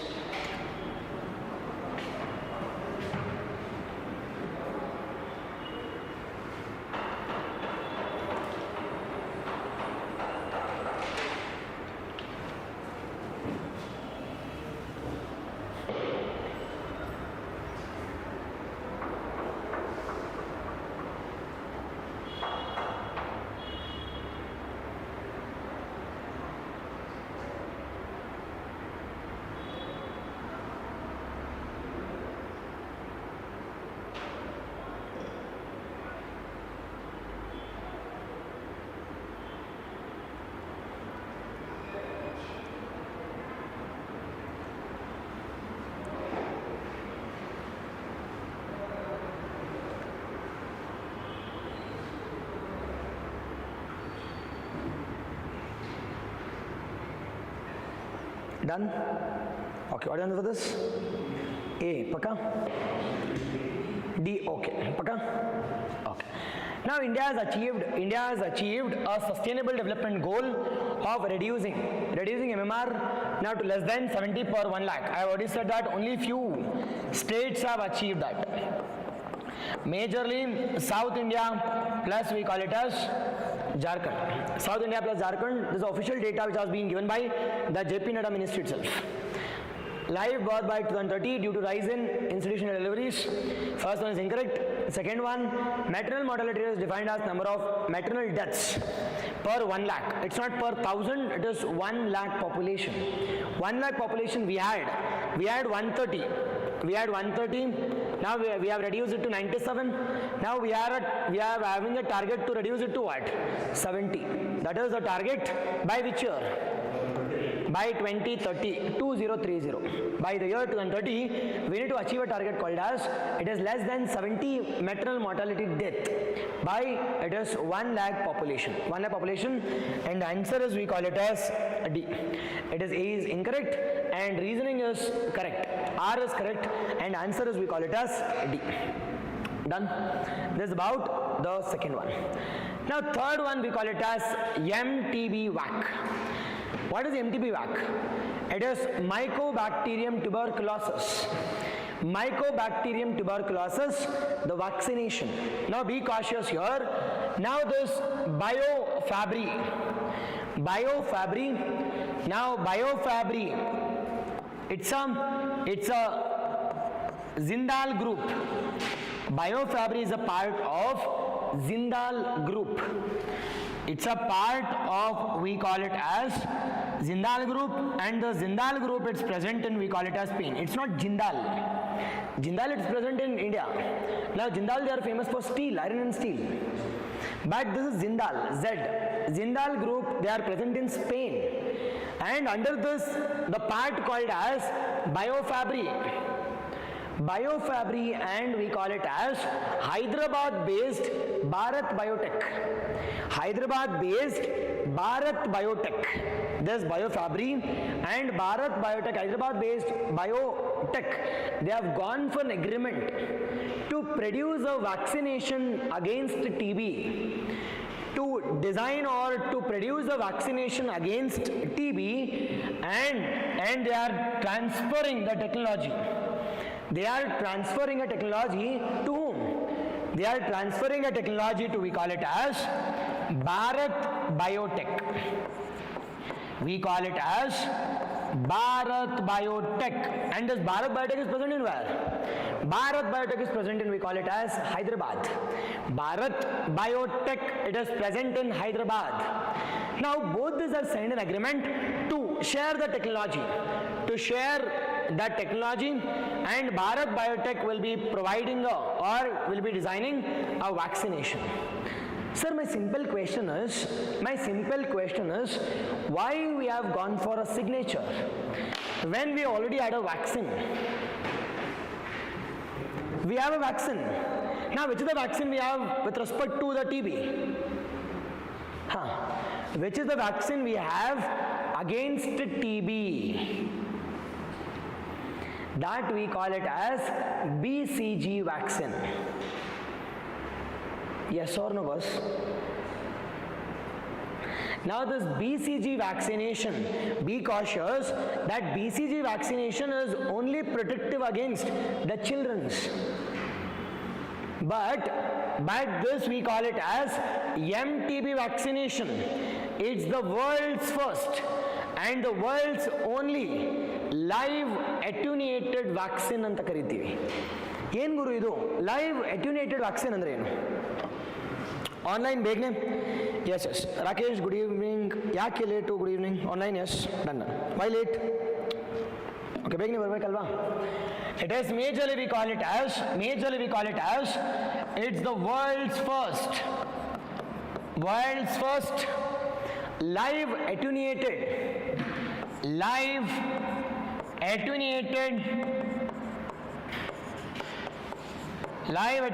vaccine. World's first live attenuated vaccine. Now what is this live attenuated?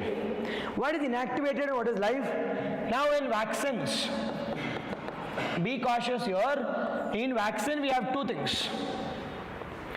One we call it as live, and second one we call it as inactivated. First, what is live and what is inactivated? On and first, what is live and what is inactivated? Now live means it is the bacteria or the virus is being, we call it as the inactivated and being added. Be cautious. Live means the viruses or the bacteria, the pathogen is being inactivated. Never get confused. Live means inactivated. Inactivated means killed. Inactivated means killed. Now my question is, now which one has the capacity to spread the disease?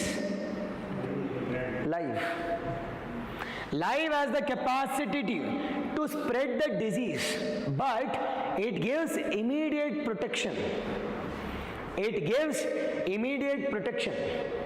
But this inactivated vaccination is being provided to it is which category individuals? Now is it given to children? Now it has a capacity to spread. Now it is being given to only to the individuals who has the higher immunity. Now who has higher immunity? Youths.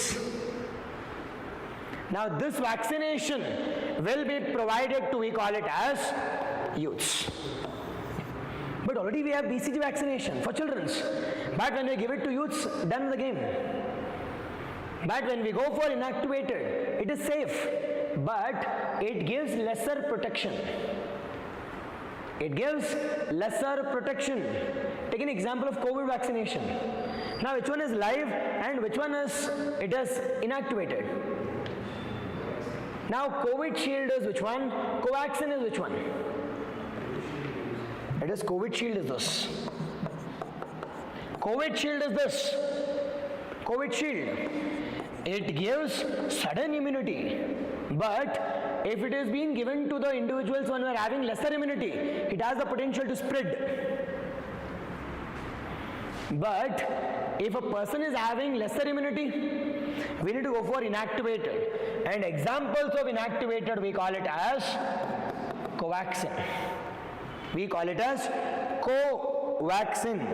Yes. Yes, yes. Rachana, I need to do that. Fine, late done. Okay, done. Yes. Okay, Alva. I hope this part is fine now. It is inactivated and live. Now we already had BCG vaccination, which is protection against the children. But now we want only the protection against, we call it as individuals, youths. For that, we have gone for a signature with, we call it as BioFabry, a part of Zindal Group based in Spain. Now they are transferring technology and we will be developing within India and we will be selling it at a cheaper cost. Yes or no? Now in the recent times I have already discussed World TB report.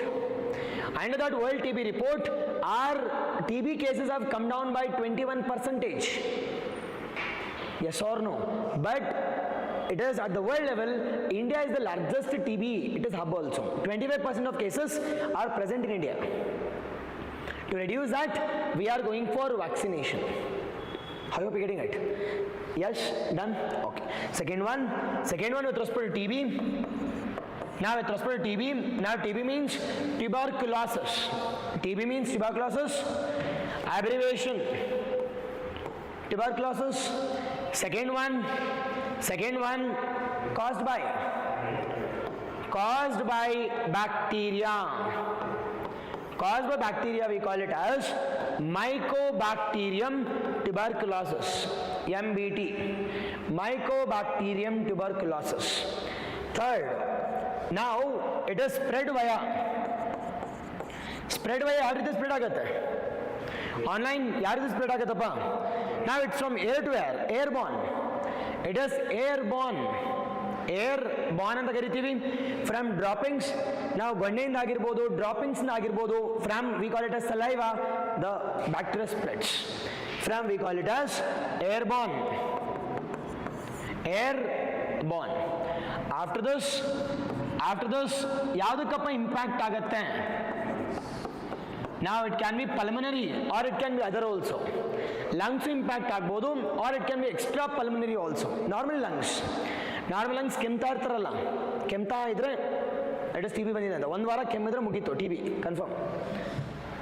ಓಕೆನಾ? ಅದಕ್ಕೆ ಮುಂಚೆ go to it is hospital and it get checked up. Now which test or diagnosis we have with respect to TB? Dots. We call it as dots. What is dots? It is a diagnosis tool. Diagnosis tool, we call it as dots. Directly observed treatment short course. Directly observed treatment short course. Diagnosis, directly observed treatment short course. Now can TB be cured? Can TB be cured? Yes, it can be cured. If it is at first stages, initial stages, it can be cured. It can be cured because it's a bacterial one. It can be cured. It can be cured. Done? Okay. Little bit factuals. Little bit facts. Now first fact we call it as World TB report is released by World TB report is released by WHO, World Health Organization, and this report is an annual report. Every year they release a report, annual report, released by, we call it as WHO. WHO release ಮಾಡ್ತಾರೆ, ಪ್ರತಿ ವರ್ಷ release ಮಾಡ್ತಾರೆ. Now ಈ report ಪ್ರಕಾರ India has shown a decline of what percentage? 21%. What about the world? What about the world? 11%. The world has declined by 11%. Okay, 11 to 12%. 11 to 12%. Third one, we call it as third one. Which state has the or which country has the maximum TB cases? Which country has the maximum TB cases? It is India. India is the leader in TB. India is the leader in TB, which has what percentage? 25% of the world's TB cases. Out of every TB, ಕೆಮ್ತಾ ಇರ್ತಕ್ಕಂಥ 20 ಜನ ಕೆಮ್ಮೋರು ನಮ್ಮ ಇಂಡಿಯಾದಲ್ಲೇ ಇದ್ದಾರಂತೆ. ನೋಡಿ ಒಂದು. Okay, it is country. And second one, now which state has the maximum TB cases? It is UP. Which state has the maximum TB cases? It is UP. Okay, now ಅದಾದ್ಮೇಲೆ ಬರ್ತಕ್ಕಂಥದ್ದು now the major one we call it as what is the target with respect to TB? What is the target we have? Target is this year 2025. This is India's target. World target 2030. 2030 is the world target. 2030 is the world target. Exactly, yes. Done. Yes. Perfect. I hope it is clear now. Now we are talking about vaccine. Now will this vaccine give us complete cure? Is this vaccine gives us complete cure? No. It is just we call it as precautionary measure. This vaccination is a precautionary measure. Either it can be BCG vaccination for children or it can be MTB vac. MTB vac, it's a precautionary measure. It's a precautionary measure. It's not a cure. It's not a cure. It gives protection. It gives protection, but it's not a cure. It's not a cure.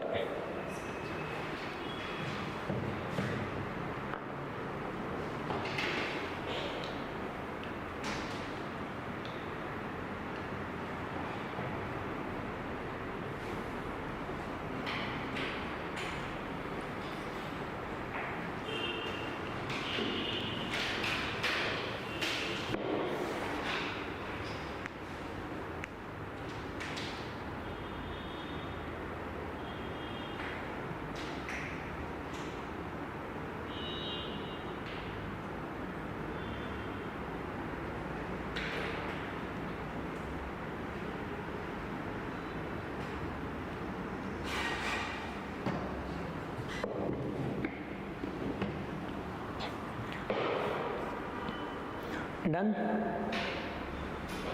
Easier? Okay. Now when you are solving the question, each and every word should be known to you. See, that is the crux here. Now not only solving and getting the right answer, but the main agenda here is whatever the option which we have, each and everything you should have with complete clarity. Now a clarity ಹೆಂಗೆ ಬರುತ್ತೆ ಅಂದರೆ consider following statement regarding tuberculosis vaccine. It is MTB vac. MTB vac is the only live attenuator. I already said. It's the only. It is live means we call it as live means it is bacteria is being inactivated. Bacteria is being inactivated. It's not killed. Attenuated mycobacteria. Mycobacteria tuberculosis vaccine currently available in the world and is being developed to protect the newborns. Now simple question, as soon as you know the basics, done with the game. Though you don't know about MTB, it's not for global, it is the newborns, rather it is for the youths. It is adolescent, fine, but this is incorrect. Yes or no? That's the case. First one is incorrect. The existing BCG vaccination provides complete and long-term protection against pulmonary tuberculosis across all the age groups. I have already said that BCG vaccination is inactivated vaccination. If it is inactivated vaccination, it does not give protection to all the age groups. Though it might give protection to the lesser, we call it as the lesser, the immunity persons, but not to all the age groups. Incorrect. Now they are asking which is incorrect. Both are incorrect. Yes or no? Yes. That clarity you need to have both as a static or as a current affairs part. Current affairs, the part you need to know. And the next most important one we call it as, it is Bharat Taxi Initiative. This is the first of its initiative in India. Now it's a cooperative based taxi initiative. A cooperative based taxi initiative recently which has been launched by Ministry of Cooperation. Now who is the Minister of Cooperation here? Who is the Minister of Cooperation here? Now we call it as Amit Shah. A separate dedicated ministry has been established in the year 2021. Separate ಸಚಿವಾಲಯನ launch ಮಾಡಿದ್ದೀವಿ. ಯಾವಾಗಪ್ಪ ಅಂದರೆ 2021ರಲ್ಲಿ. ನಾವು ಆ ಸಚಿವಾಲಯಕ್ಕೆ ಸಚಿವರು ಯಾರು ಅಂತಂದರೆ it is ನಮ್ಮ ಗುಂಡು boss, home minister. It is, we call it as Amit Shah is the minister with respect, we call it as this Ministry of Cooperative also. He is holding both the ministries, Ministry of Home Affairs and we call it as Ministry of Cooperation. Since 2021, he is the minister and he has created a separate ministry and he is holding it also. Yes or no? My simple question is, who has authority to create a ministry? Who has the authority to create a ministry? Now, is this ministry created by parliament or created by government, created by president? Or none of the above? Huh? It is created by government via president. Created by the government. Now, the minister should not exceed 15% of the, it is lower house. According to 91st Constitutional Amendment Act, it can be a number of ministries. It can be 1,000 ministries. But minister should not exceed 15%. Hope you are getting it. Nothing but except Delhi. Delhi we have 10%. If the lower house is 60 members of Delhi, 10% is 6 members. Only 6 members including CM, including PM. Does not exceed more than 15% for all the states and union. For Delhi it is 10%. Hope you are getting it. Ministries are created by government. Now recently in 2023 also they have created a number of new ministries also.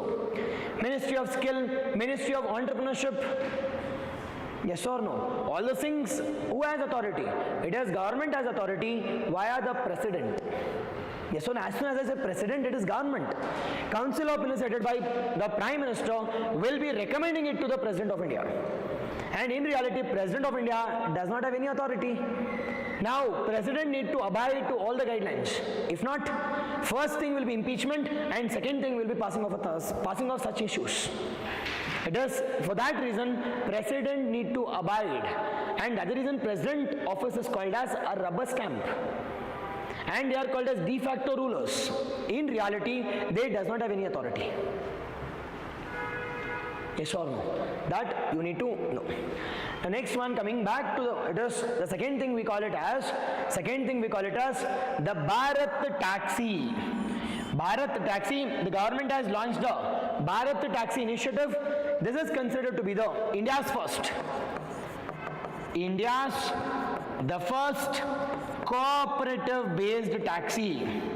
The cooperative based taxi with a slogan called as Smart India, Smart Ride.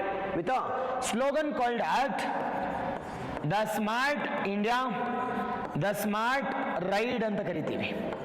With a slogan called as the Smart India, Smart Ride. This is considered to be India's first cooperative taxi initiative with a slogan called as Smart India, Smart Taxi.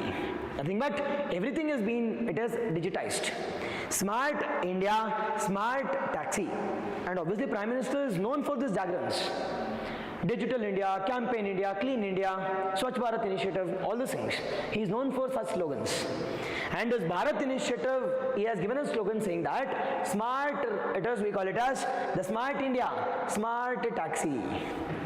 Nothing but everything is being digitized. Yes or no? First one is this.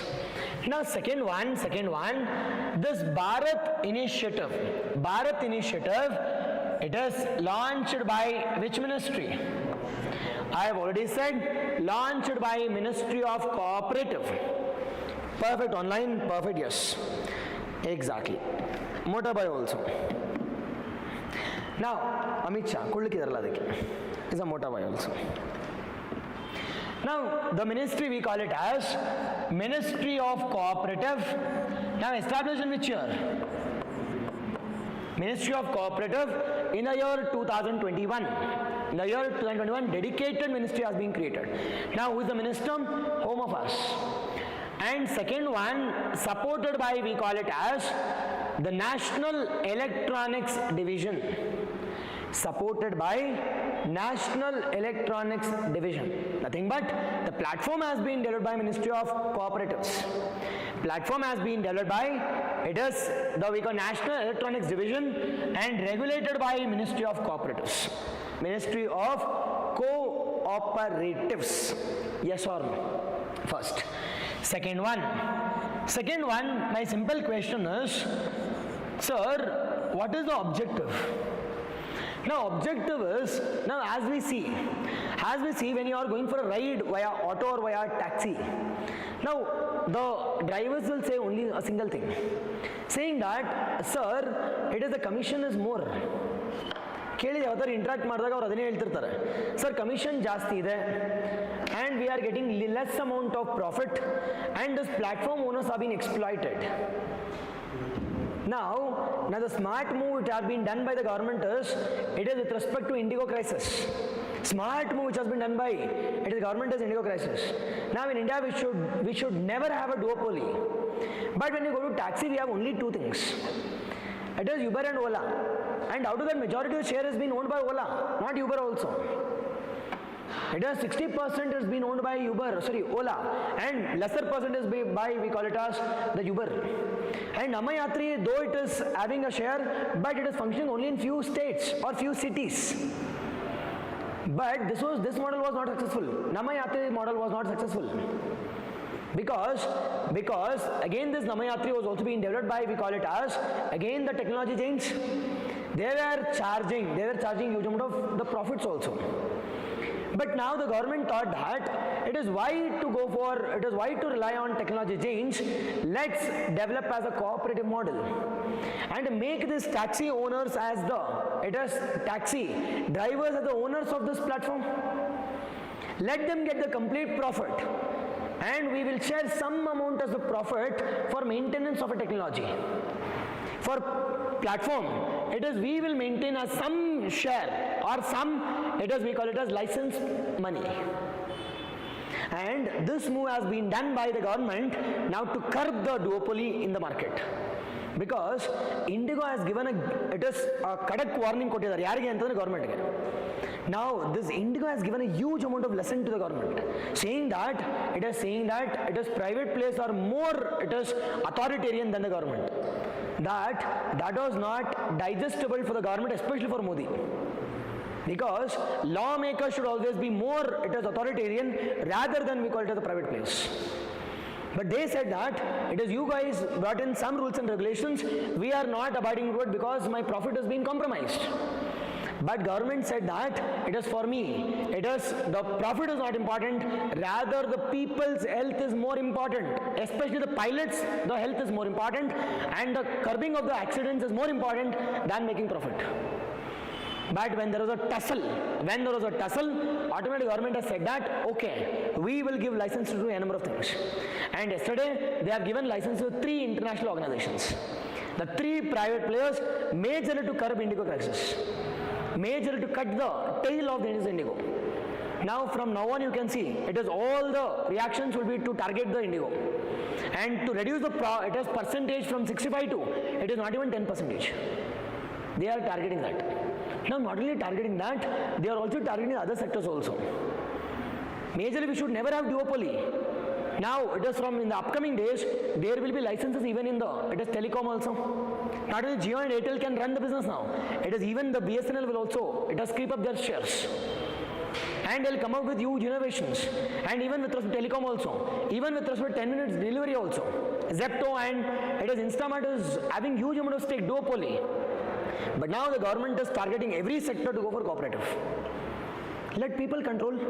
Why only 2 people should control? Let the 1,000 people control. And that is the move done by we call it as government, to curb the duopoly in the country. and should never be a threat to the government also in the future, and that is their agenda. Now objective here is, it is objective, what is the objective here? Now objective here is cooperative based,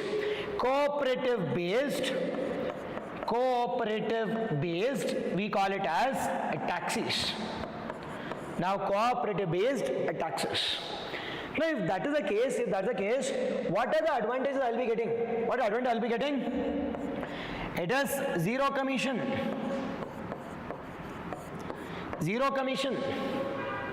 Second one, it is drivers or the co-owners.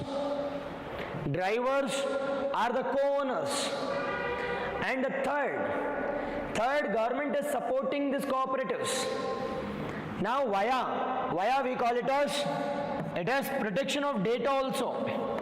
Data is also being protected via linking up of Aadhaar, via linking up of DigiLocker, linking up of we call it as Umang application, linking up of we call it as Aadhaar also. Data is also being protected.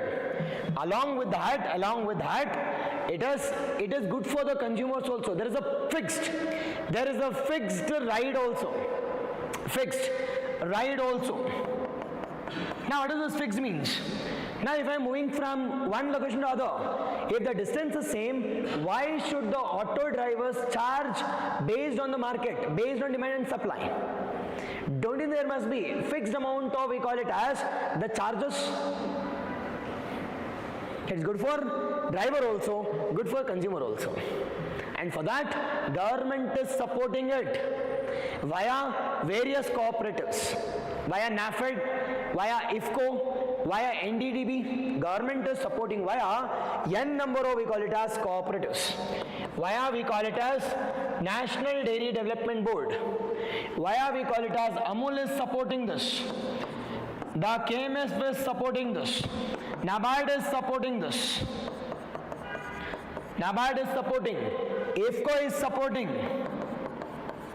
IFCO is supporting, and any number of things. International, the Farm Fertilizer Cooperative, the largest fertilizer cooperative. Second, National Bank for Agriculture and Rural Development. Headquartered in Mumbai, established on a recommendation of, we call it as Shivaraman Committee recommendation. 100% shares is under control of government. 100%. Be cautious. And the third one we call it as KMF. What is this KMF? KMF we call it as Karnataka Milk Federation, under a brand name called as, we call it as Nandini, Amul Anand Milk Union Limited, it's in Anand, Gujarat, established by Varghese Kurian under Operation Flood. NDDB, National Dairy Development Board. Now all these things are being done by, we call it as full faith to the driver, zero commission, transparency, digital safety and security also, accountability also. It's a win-win situation for both the drivers and to the consumers also. And along with the things, we are also curbing the duopoly in the market also. Duopoly in the market also. Duopoly ibre irbardu. Now ellargu share irli. But Namma Yatra's problem ಏನು ಗೊತ್ತಾ? It has been backed by government. No doubt. But the challenge is, this Namma Yatra people is also charging based on the market situation, market trends. 8 ಗಂಟೆ ಆದ ತಕ್ಷಣ 1.5. Yes or no, if it is night, it is costlier. If it is rainy, costlier. But this Bharat Taxi, they are coming out with the fixed prices. For a fixed distance, fixed prices. ಮೊದಲು metre ಹಾಕ್ತಿದ್ರಲ್ವ, metre ಏನು kilometre ಲೆಕ್ಕದ ಮೇಲೆ ಅಲ್ವಾ? ನಾವು ಅದೇ ರೀತಿ Bharat taxi ಕೂಡ kilometre ಲೆಕ್ಕದ ಮೇಲೆ it is the fix amount, no changes at all, and it will be more affordable also, Bharat Taxi. That is a move which has been done by, it is a union government now to curb the duopoly and to bring in transparency. At the same time, data should also be, it is protected, and we need to encourage the cooperative sectors also. Done? Okay. Now, it is next one, we call it as next one, some information related to cooperatives. Now, cooperatives. First one we call it as first one. Now recently we have established, we call it as Tribhuvan Cooperative University. The first cooperative university. The cooperative university Yellappa. Now Gujarat, it's in Anand. Perfect. It's in Anand. It's in Anand, we call it as Tribhuvan. That Tribhuvan Vishwavidyalaya anta karitivi. Tribhuvan Vishwavidyalaya, the first cooperative university. And second one, now which is the amendment which has been brought in? The cooperatives. 97th Constitutional Amendment Act. Now 97ನೇ ಸಂವಿಧಾನ ತಿದ್ದುಪಡಿ ಕಾಯ್ದೆ ಯಾವ ವರ್ಷದಲ್ಲಿ? 2011ರಲ್ಲಿ, which was brought in 19 clause 1 clause C. 19 clause 1 clause C, and which is also brought in, we call it as 43B, and which is also brought in part 9B. Now for our fundamental rights, 19 clause 1 clause C, for DPSP it is 43B, part we call it as 9B, part 9B. Okay now, done. Next one related to cooperatives. Related to cooperatives, it's a Gandhian principle. It's a Gandhian principle. It's a Gandhian the principle. Now you should also know about the milk. Now we have become the largest producer of milk. Now only based on cooperatives. Now we are producing 25% of global milk, and India has been ranked number 1. India has been ranked number 1. Within India it is UP. Within India it is UP, followed by UP it is Rajasthan. It's not Karnataka or Gujarat. Be cautious. Done. Yes. Patirlim. Now these cooperatives have been regulated by. Cooperatives are being regulated by state government. Cooperatives are being regulated by, we call it as state government. If it is multi-state cooperative, central government. ಒಂದು ರಾಜ್ಯಕ್ಕಿಂತ ಮೇಲ್ಪಟ್ಟಂಗಿದ್ರೆ ಅದನ್ನ it is central government, ಕೇಂದ್ರ ಸರ್ಕಾರ regulate ಮಾಡ್ತಾರೆ. ಒಂದೇ ರಾಜ್ಯದಲ್ಲಿ ಇದ್ರೆ it is regulated by, it is V call it as state government. Yes boss, done boss, done. Yes, online exactly, yes.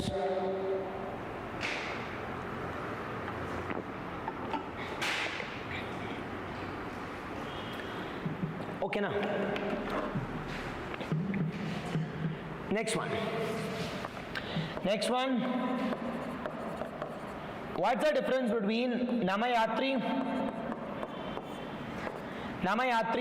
and second one we call it as the Uber and Ola? What is their principle we have? And the third one we call it as Bharat Taxi.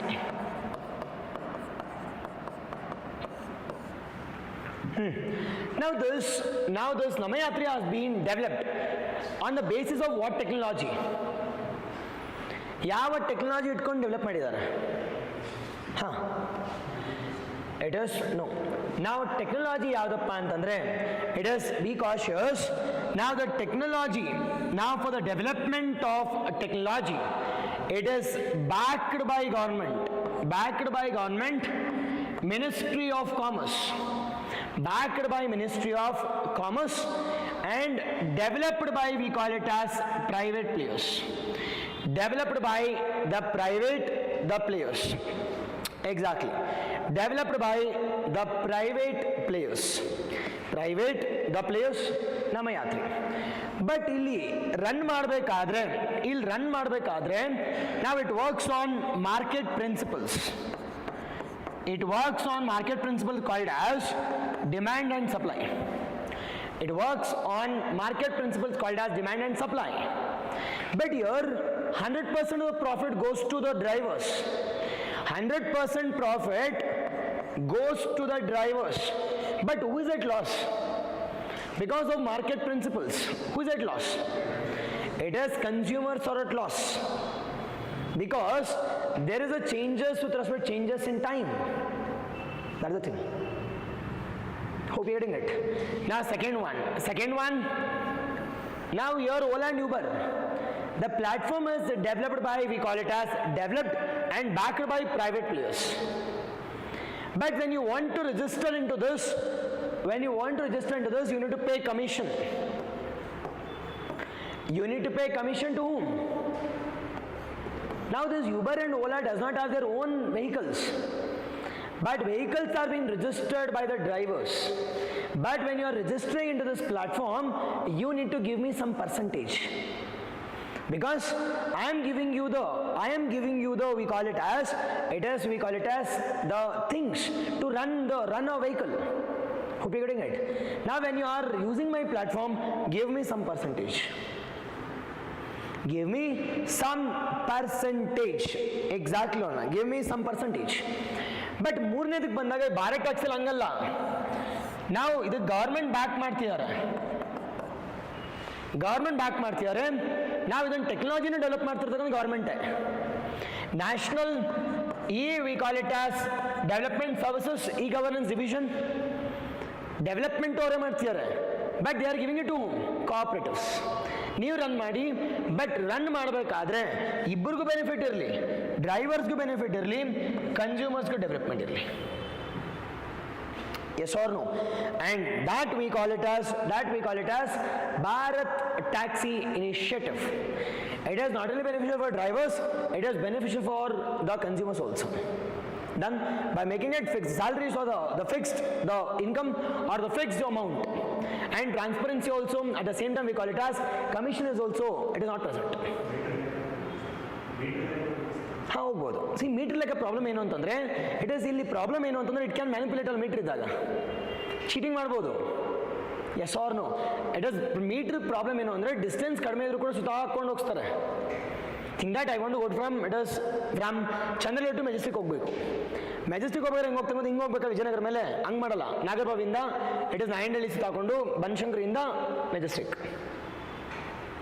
ಹೋಗೇನಾಗ metre manipulated. It is adukosne smart taxi. It is the smart India smart taxi. Digital, it is minimal also, it is good for driver also, good for consumers also. Hope you getting done. This is the advantage. Okay.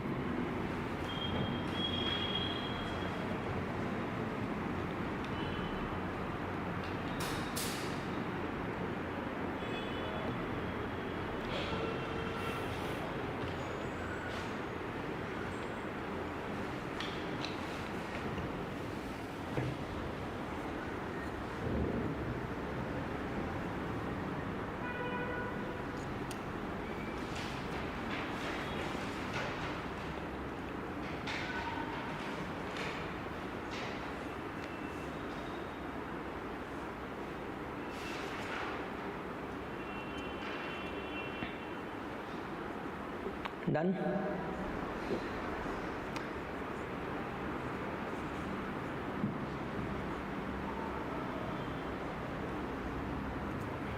Okay, what's done for this? Okay. Now it is Bharat the taxi initiative. The Bharat Taxi is a government supported, cooperative driven national ride hailing platform implemented by the Union Ministry of Cooperatives in collaboration with, I have already said that, national, we call it as the e-governance division. First one perfect. Second one, the Bharat Taxi initiative, drivers operate as a contract the workers. Now I already said that this contract workers operates under the Uber or under Ola model. But under this Bharat Taxi initiative, they works as ಯಾವ ರೀತಿ owners ಆಗಿ, the co-owners, and a platform follows a surge based model. Now I already said that there is no surge model, there is a fixed model. The fixed pricing model similar to the private cab aggregators. This option is completely incorrect. And which is correct andre? It is one only, A only is correct. A only is correct. Done. Now this is, we call it as Bharat Taxi initiative, the wonderful initiative. When it is implemented on ground in a successful manner with a huge amount of the service. See, for a technology, the most important thing is bugs. Normally Uber and Ola will add a bug normally once in a while. ಸುಮ್ಮನೆ bug add ಮಾಡ್ತಿರ್ತಾರೆ, because ಇವಾಗ consumer should feel that okay ಮಚಾ ಇದು ಯಾಕೋ ಸರಿಗಿಲ್ಲ ಅಂತ. bug add ಮಾಡ್ತಾರೆ. Now to handle that bug, it is the government should be more careful in handling this Bharat Taxi initiative. If that is done, no one can stop with respect to being successful. Successful ಆಗೋದಕ್ಕೆ ಯಾವುದು backup ಇಲ್ಲವೇ ಇಲ್ಲ. But the reason is it is the government should support initially because automatically the private players will always manipulate the incidences and they'll add a bug also to the Bharat Taxi initiative. That will for sure happen. And if it is managed well, automatically the service will increase and it is more good for both the drivers also, at the same time it is consumers also. Now take an example, milk. Now milk which we are getting, Amul milk. Now don't you think it is more quality Amul or it is a KMF milk? Quality wise, number one. Second one, affordable wise, yes, affordable. And the third one, it has been delivered to the doorstep. Don't you think this cooperative model can also be applied here also? Yes. When we are able to, it is applied for day to day, the milk products or that too, perishable products, why not to this technology? We can. But the thing is, we want a dedicated, we call it as a backup. We want a dedicated team to run this Bharat Taxi initiative. And initially that should run at pilot projects. If it is successful, that should run at a few cities like Bengaluru, Delhi, Noida, it is Kolkata, followed by Mumbai, it is the Chennai, all those things. If it is successful, we need to be more aggressive to implement all those things across India. More aggressive and affordableness also. And automatically when it is cheaper or affordable, automatically our economy will also boom. And it will benefit the middle class. Rather than we taking, we call it as our own vehicles, we will go for the pooling of the taxis. Pooling will happen. When there is a pooling of the taxis, automatically the pollution will reduce and the traffic will also reduce. This can be a single agenda to reduce we call it as pollution aspect, the traffic situations and pollution in the country also. This can be the single step. But it lies, or the solution lies with, we call it as, it is how the government will be implementing it on ground. Yes or no? If they implement on ground with huge amount of national security data should be protected and data should be transparent to both the drivers and consumers and affordableness. That will be a single successful initiative. Done? Okay. Next, it is ILA. Now what is this ILA? ILA means Artificial Intelligence Laboratory Assistant. ILA means Artificial Intelligence Laboratory Assistant. ILA means Artificial Intelligence Laboratory Assistant. Abbreviation. This is India's first AI laboratory assistant. This is India's first laboratory assistant. Abbreviation. What's the abbreviation here? ILA, Artificial Intelligence Laboratory Assistant anta karithivi. Yes. Artificial Intelligence Laboratory Assistant. Okay na? Artificial Intelligence Laboratory Assistant anta karithivi. Now idra moola uddesha enappa? What's the objective of this? What's the objective of this? Now objective here is simple. The objective here is, now it is acting as assistant in the laboratory. It is acting as assistant in the laboratory. It is acting as assistant in the laboratory. Acting as assistant in the laboratory, and this reduces the time. It reduces the time from 24 hours to, we call it as 7 to 10 minutes. Now it can take its own decisions, it can calculate, and it can reduce the time period also. It can give authentic data within 7 to 10 minutes. Don't you think it is a wonderful initiative? Now this wonderful initiative developed by, we call it as IIT Delhi.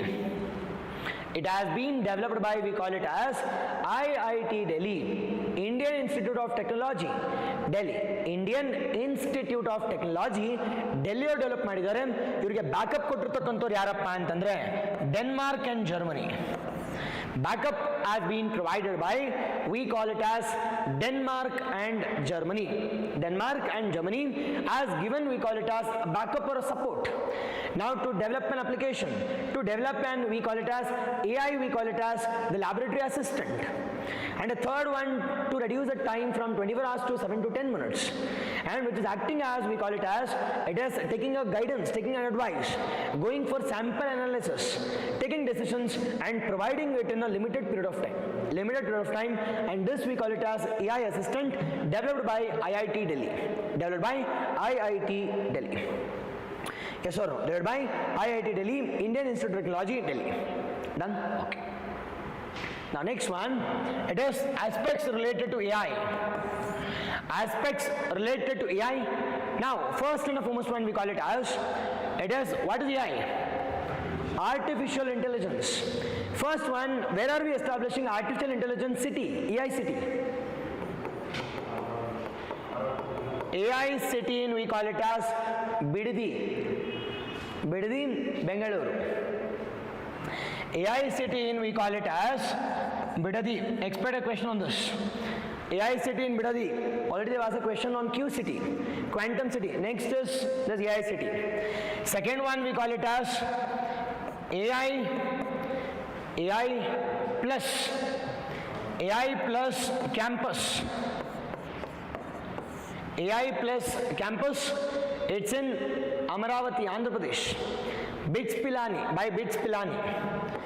AI campus by BITS Pilani. BITS Pilani in Andhra Pradesh. In Andhra Pradesh.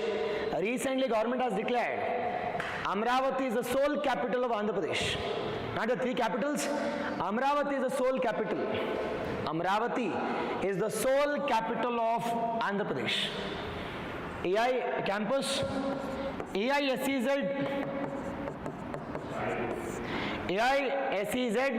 Naya Raipur. Where is Naya Raipur? It's in Chhattisgarh. It is Naya Raipur. Naya Raipur. It's in Chhattisgarh. Yes. Naya Raipur, exactly. The first waste to energy plant also, it's in Bidadi. Now first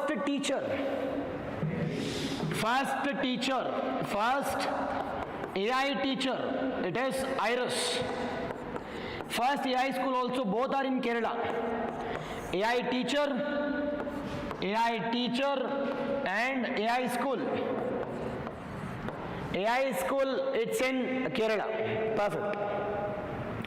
And next one, we call it as, the next one, we call it as the Chat GPT. It's an AI. Now it is owned by, no, Microsoft. Developed by OpenAI, but recently they have sold it to Microsoft. Now it is owned by Microsoft. Owned by Microsoft MS. And next one, Gemini or Bard. Now initially it was Bard, now it was Gemini. Renamed as Gemini, Google. And third one we call it as Cloud AI. Cloud AI, most powerful AI. Developed by Anthropoid. Exactly. Highly important one, you should know about this. Exactly, yes. Done? Okay. Done? It is now Bletchley declaration related to. It is AI, ethics in AI. Bletchley declaration related to. It is AI. Bletchley declaration related to AI. Bletchley, it's a place in where you can, related to AI. Bletchley declaration. Yes. Online, perfectly, yes. Done. Okay, Saku. Sufficient. Done. It is AI is most popular. You should know about AI also.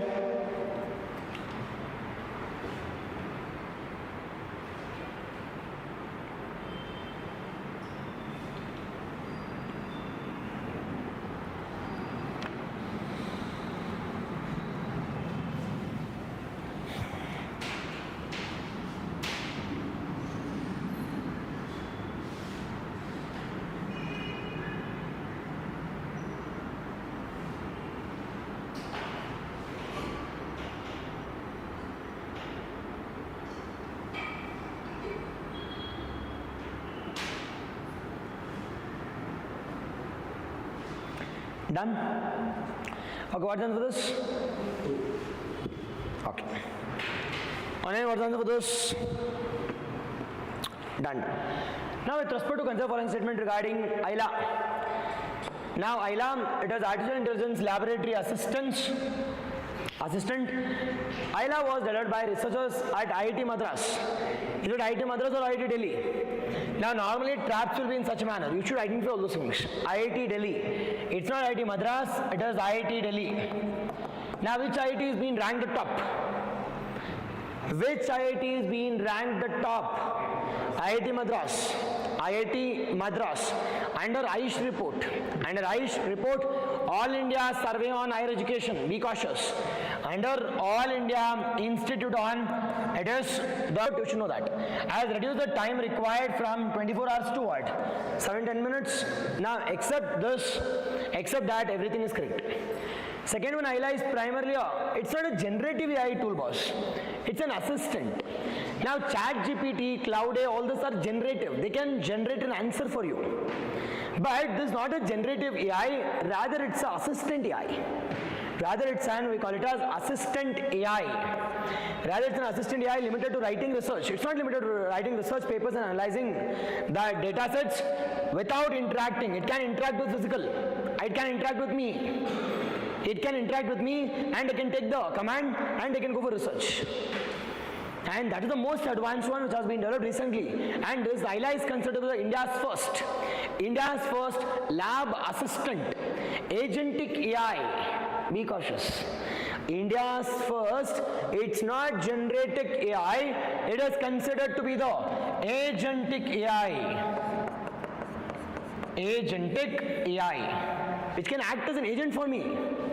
Agent for me to achieve the overall goal of mine. That is agentic AI. That is India's first. India's first. Which of the following is are correct? It is neither. Neither 1 nor 2. It is both 1 and 2 are. It is incorrect. Both 1 and 2 are incorrect. Done. This is about our major one. Next one. Next one we call it as Gorakhpur. Next one we call it as Gorakhpur. Now why this Gorakhpur was in use? Why? Why this Gorakhpur? Now recently India's first forest university, they are coming up with where? India's first forest university is coming at, we call it as Gorakhpur. Where is Gorakhpur? UP. Gorakhpur, it's in, we call it as UP. Gorakhpur, it's in, we call it as UP, Uttar Pradesh. First one we call it as, now what is the location of this? Location, we call it as, location. It is near to Jatayu Conservation Reserve. Near to, we call it as Jatayu. It is Jatayu. Now this Jatayu, it is famous for conservation of which organism? Jatayu. It is king vulture. It is famous for, we call it as red-headed vulture. Or it is also called as king vulture. The Jatayu conservation. Near to Jatayu conservation, which is present in, we call it as Gorakhpur. It is present in, we call it as Gorakhpur. Now, with it is acre of 125 acre. With 125 acre. 125 ಎಕರೆ ತಗೊಂಡು ಇದನ್ನ it is forest ಇದು ಮಾಡ್ತೀರಂತ C forest research ಮಾಡ್ಬೇಕಾದ್ರೆ ಅಷ್ಟು ಬೇಕೇ ಬೇಕಲ್ವಾ yes or I need to plant and to do research I need to go for diseases all those things 125 acres ಸುಮ್ಮನೆ it is ಕಡಿಮೆ ತುಂಬ it is less. Second one, what is the cost? Cost we call it as 500 crore is provided. 500 crore is being provided for this project. Third one, now what's the objective of this? Now A to Z related to the forest is being done here. Starting from education, awareness, research, R&D, surveying, technological aspect, all these things are being done here. Starting from studies, providing of degrees, UG, PG, diploma, graduation. Second one, PhD, all those things. Second one, along with this, R&D, research and development has been provided. Third, surveying, guidance. The surveying, the guidance, all these things related to forest has been done in this location. In this location. Yes or no? Now recently in KE examination, there was a question. Now which forest has the maximum forest area? In India, which forest constitutes maximum? It is, we call it as deciduous forest. ಎಲೆ ಉದುರ್ತಕ್ಕಂಥದ್ದು ಜಾಸ್ತಿ ಇದೆ. Yes or no? Basic question, tukali question kuda. Yes or no? Done? Okay, it is the forest. Now we'll see about forest. First one with respect to forest. Now, first one, now forest constitutes what percentage in India? According to recent Indian State of Forest Report 2023, it is 25%. Indian State of Forest Report 2023, it constitutes 25%, approximate 25. And adralli 21% forest cover ಇದೆ. ಇನ್ನು ಮಿಕ್ಕಿರ್ತಕ್ಕಂಥದ್ದು 3.5% ಏನಿದೆಯಪ್ಪ ಅಂದರೆ tree cover ಇದೆ. Total 25% is our forest cover. 25% is our forest cover. Now, which state has the maximum forest cover? It is based on area, based on percentage. Based on area.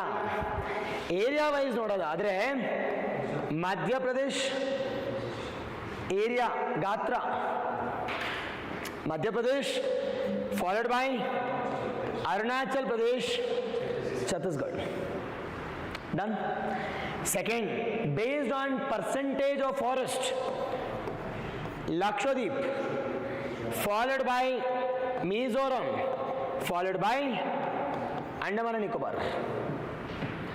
Andaman and Nicobar, this is authentic one, released by Forest Survey of India. Forest Survey of India released once in 2 years. Once in 2 years. ಈ ವರ್ಷ ಬರುತ್ತೆ ಅಂದ್ರೆ next year ಬರುತ್ತೆ. For this year's data, they will be releasing it in 2026, in the mid. It is Indian State of Forest Report released by Forest Survey of India once in 2 years and headquartered in Dehradun, Uttarakhand. Headquartered in Dehradun, Uttarakhand. It's an independent organization working under Ministry of Environment, Forest and Climate Change. Working under Environment, Forest and Climate Change under it. Exactly online. Done. Okay na? Yes, highly important one. Highly important one, you should know this. And ಅತಿ ಹೆಚ್ಚು forest ಯಾವುದಿದೆಯಪ್ಪ ನಮ್ಮ ಇಂಡಿಯಾದಲ್ಲಿ ಅಂತಂದ್ರೆ deciduous forest. ಅಂದರೆ ಎಲೆ ಉದುರ್ತಕ್ಕಂಥದ್ದು, ಪಡ್ಲ ಸೀಸನಲ್ಲಿ ಎಲೆ ಉದುರುತ್ತೆ. And that we call it as deciduous type of forest. Deciduous type of the forest ecosystem. Done? Now what is the target of forest? Target ಎಷ್ಟಿರಬೇಕು? 33%. And our national forest, the policy, and our national forest policy of ಯಾವ ವರ್ಷ? 1988 ಪ್ರಕಾರ ಎಷ್ಟು percent target ಇರಬೇಕಪ್ಪ ಎಲ್ಲ ರಾಜ್ಯಗಳಲ್ಲೂ ಅಂತಂದರೆ 33% minimum ಇರಬೇಕು. But ಇರ್ತಕ್ಕಂಥ ಎಷ್ಟು ನೋಡಿ 25. But target is 33%. Target is 33%. We need to achieve it. We need to achieve it. Yes, done. Highly important one. You should know about all those things. Clear?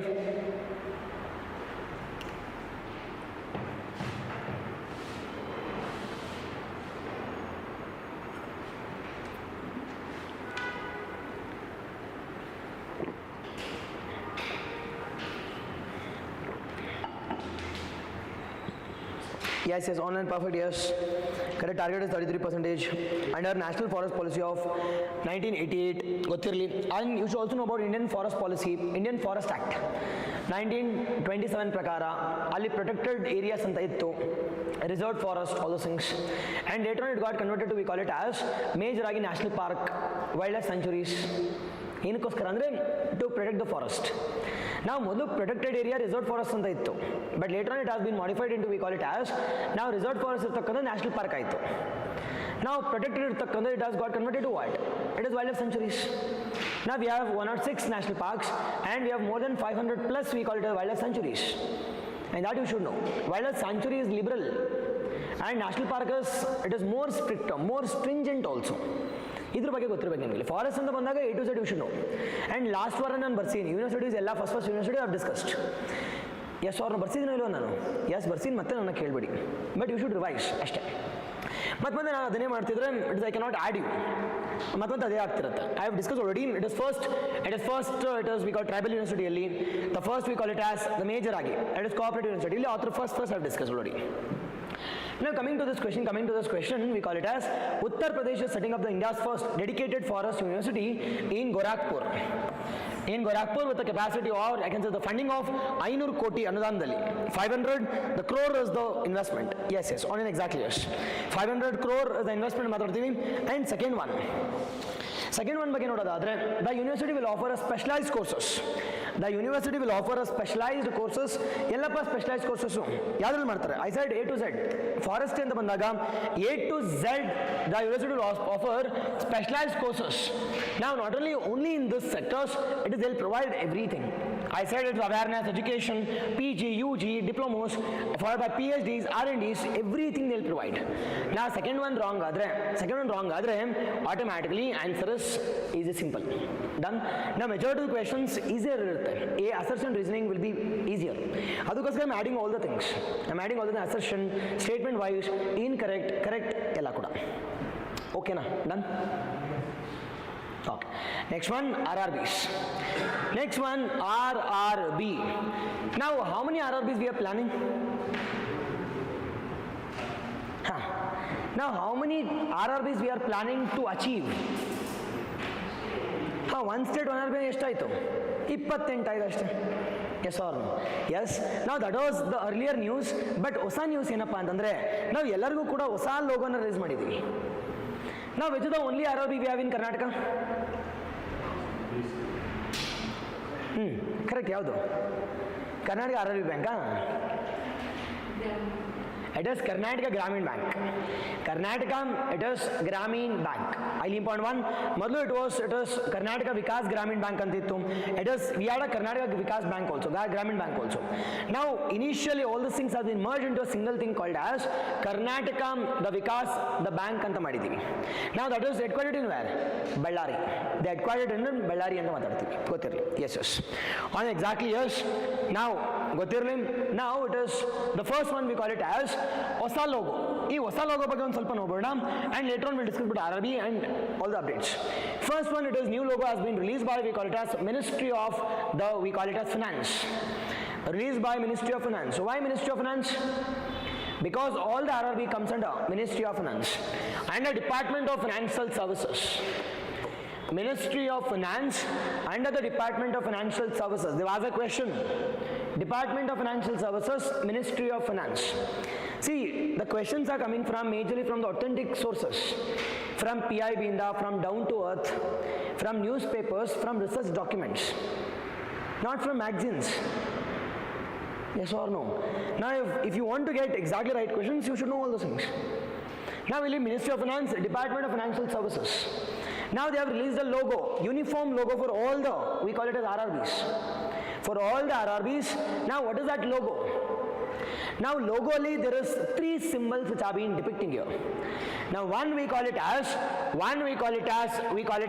uprighted one. It's not inverted, rather it is upright. ಮೇಲಕ್ಕೆ ತೋರಿಸ್ತದೆ. ಮೇಲಕ್ಕೆ ತೋರಿಸಿದಾಗ ಏನಾಗುತ್ತೆ? Now uprighted one shows the symbol of growth and development. The symbol of uprightedness shows the symbol of growth, symbol of development and symbol of advancement. First one we call it as upwardness. The symbol of hand, you know the symbol of hand? Symbol of hand, care, respect, protection. Care, symbol and respect and protection to the vulnerable people, to the rural people, to the vulnerable categories or to the older people or to the farmers. Avarna protect ಮಾಡ್ತೀವಿ ಅಂತ. And ಇದು flame. Flame idiyala, flame shows ignition. The flame shows it is warmth, knowledge.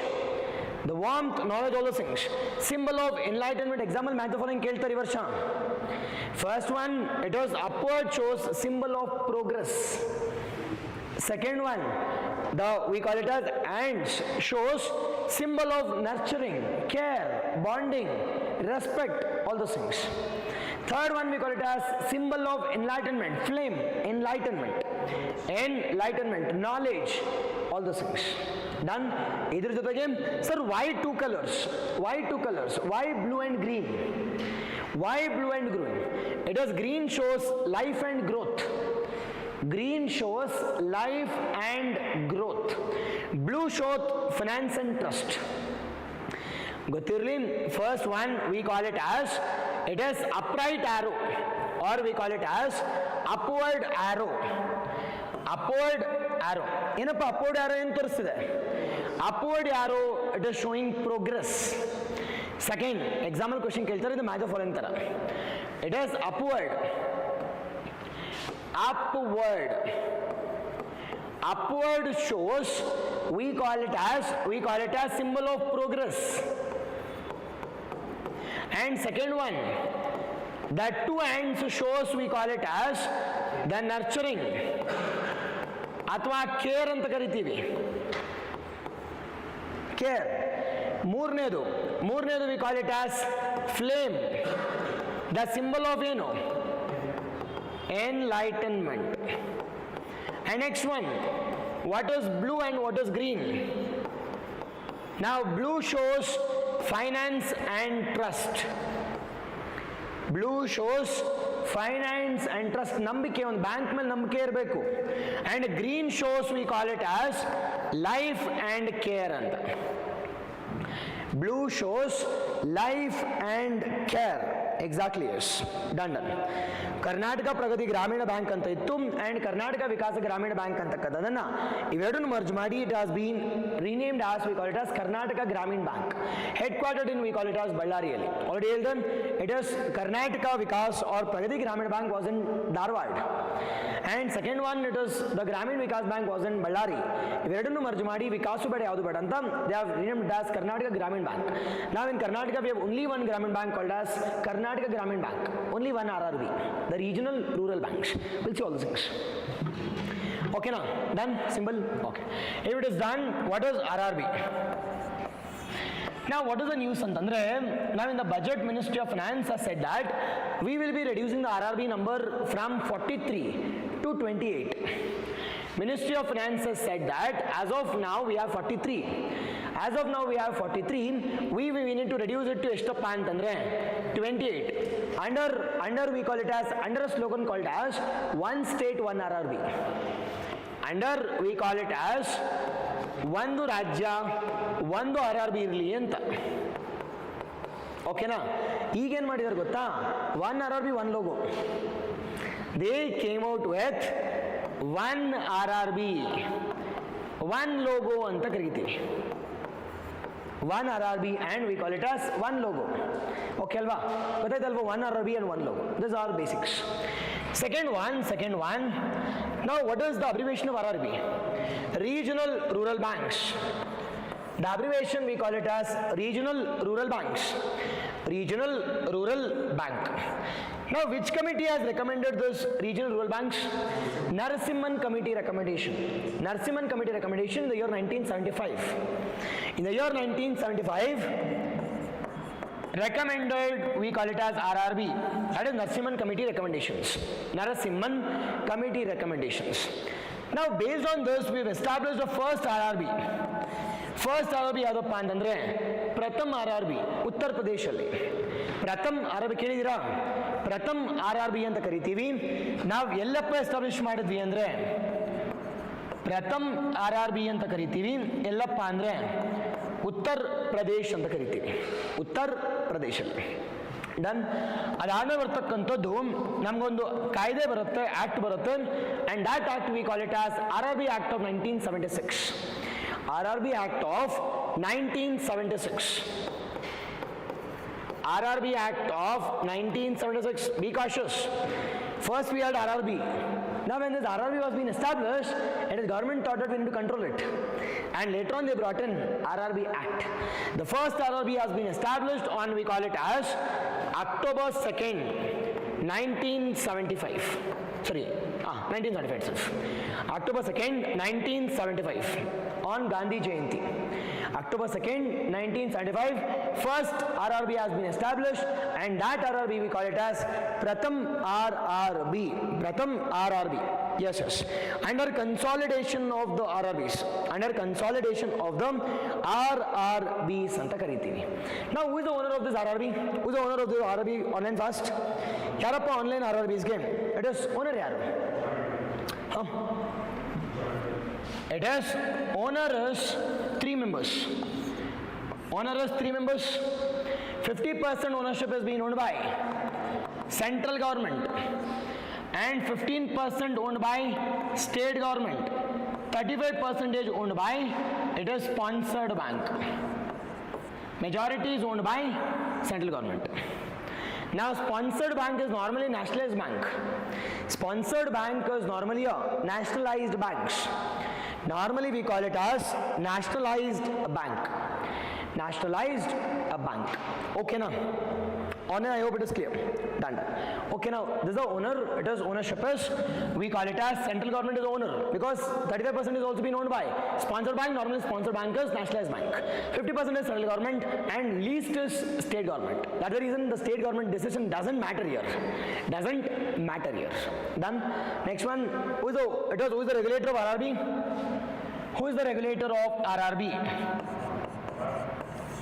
Now RRB is regulated by dual regulators.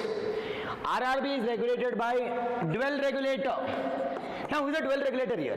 Who is the dual regulator here? One is RBI. RBI is the regulator. And second one we call it as, it is NABARD is, it is having minimum control. Now regulator is RBI.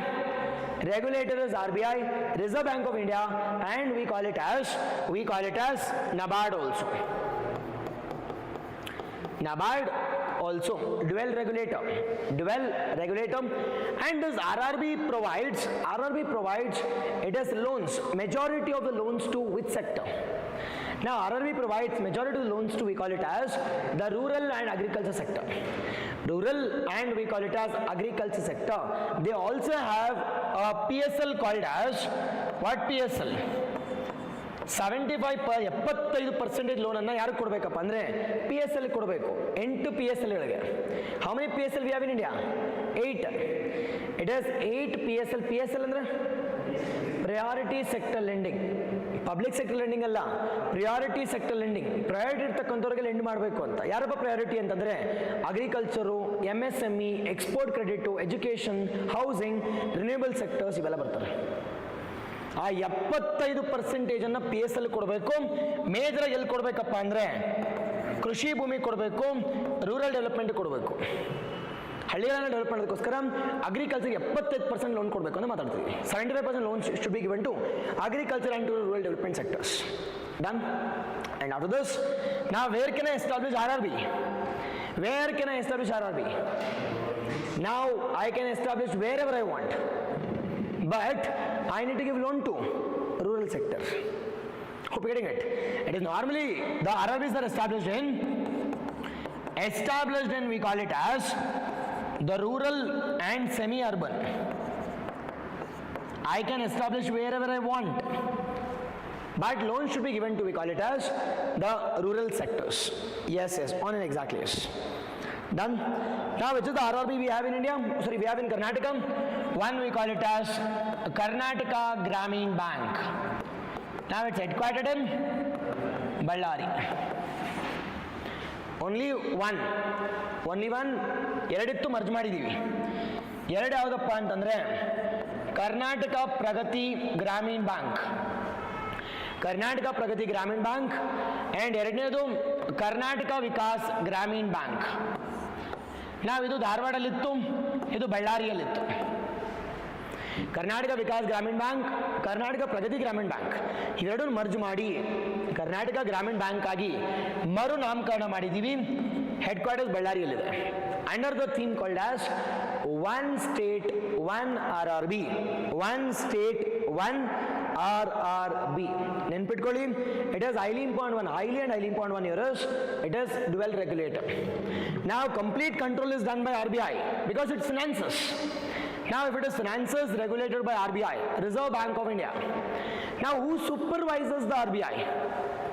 NABARD. Now supervise is done by Yarappa antandre NABARD. Supervising is done by NABARD and controlling is done by RBI. But ownership is under the control of central government. 50% is central government, 35% is sponsored bank and nationalized bank. Nationalized bank is central government alva. Yes or no? And moornedu, least share is state government. The other reason state government does not have much stake in RRBs. And the other reason they won't touch. And they will touch cooperatives because cooperatives is in my control. Hope you're getting it. Done? Okay. Okay na? Sakalva? Okay.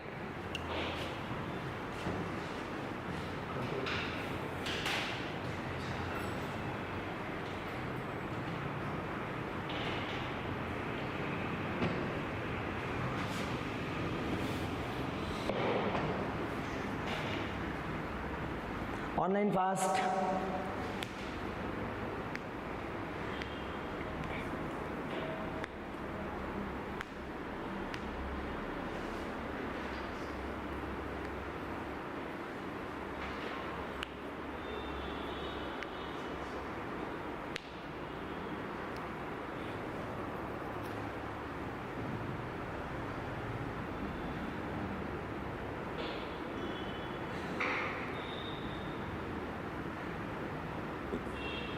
Done, able to solve?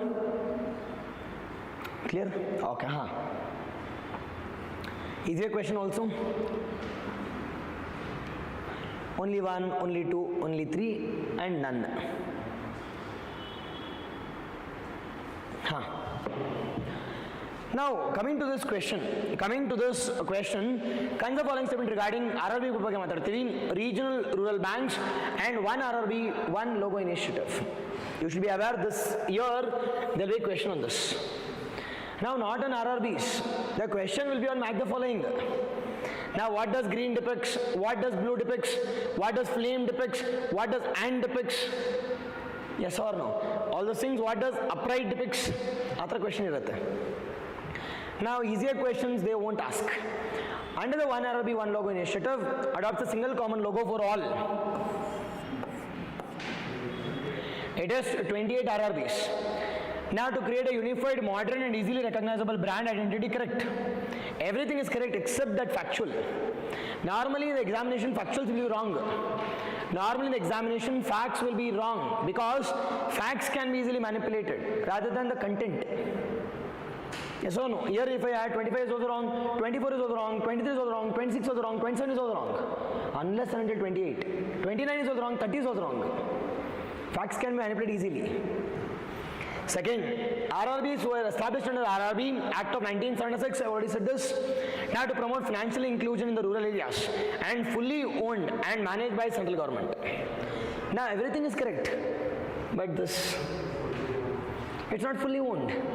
Now it is only 50% is owned by central government and rest 35% is owned by nationalized bank, sponsored bank, and 15% is owned by state governments. That is, be aware. Third one, RRBs provide institutional credit primarily to small and marginal farmers. I have already said that it is 75% should be given to PSL, marginal farmers, agricultural laborers, artisans, MSMEs, the finance banks, sponsored by commercial banks. The equity is shared between central government, state government and sponsored bank. Obviously yes.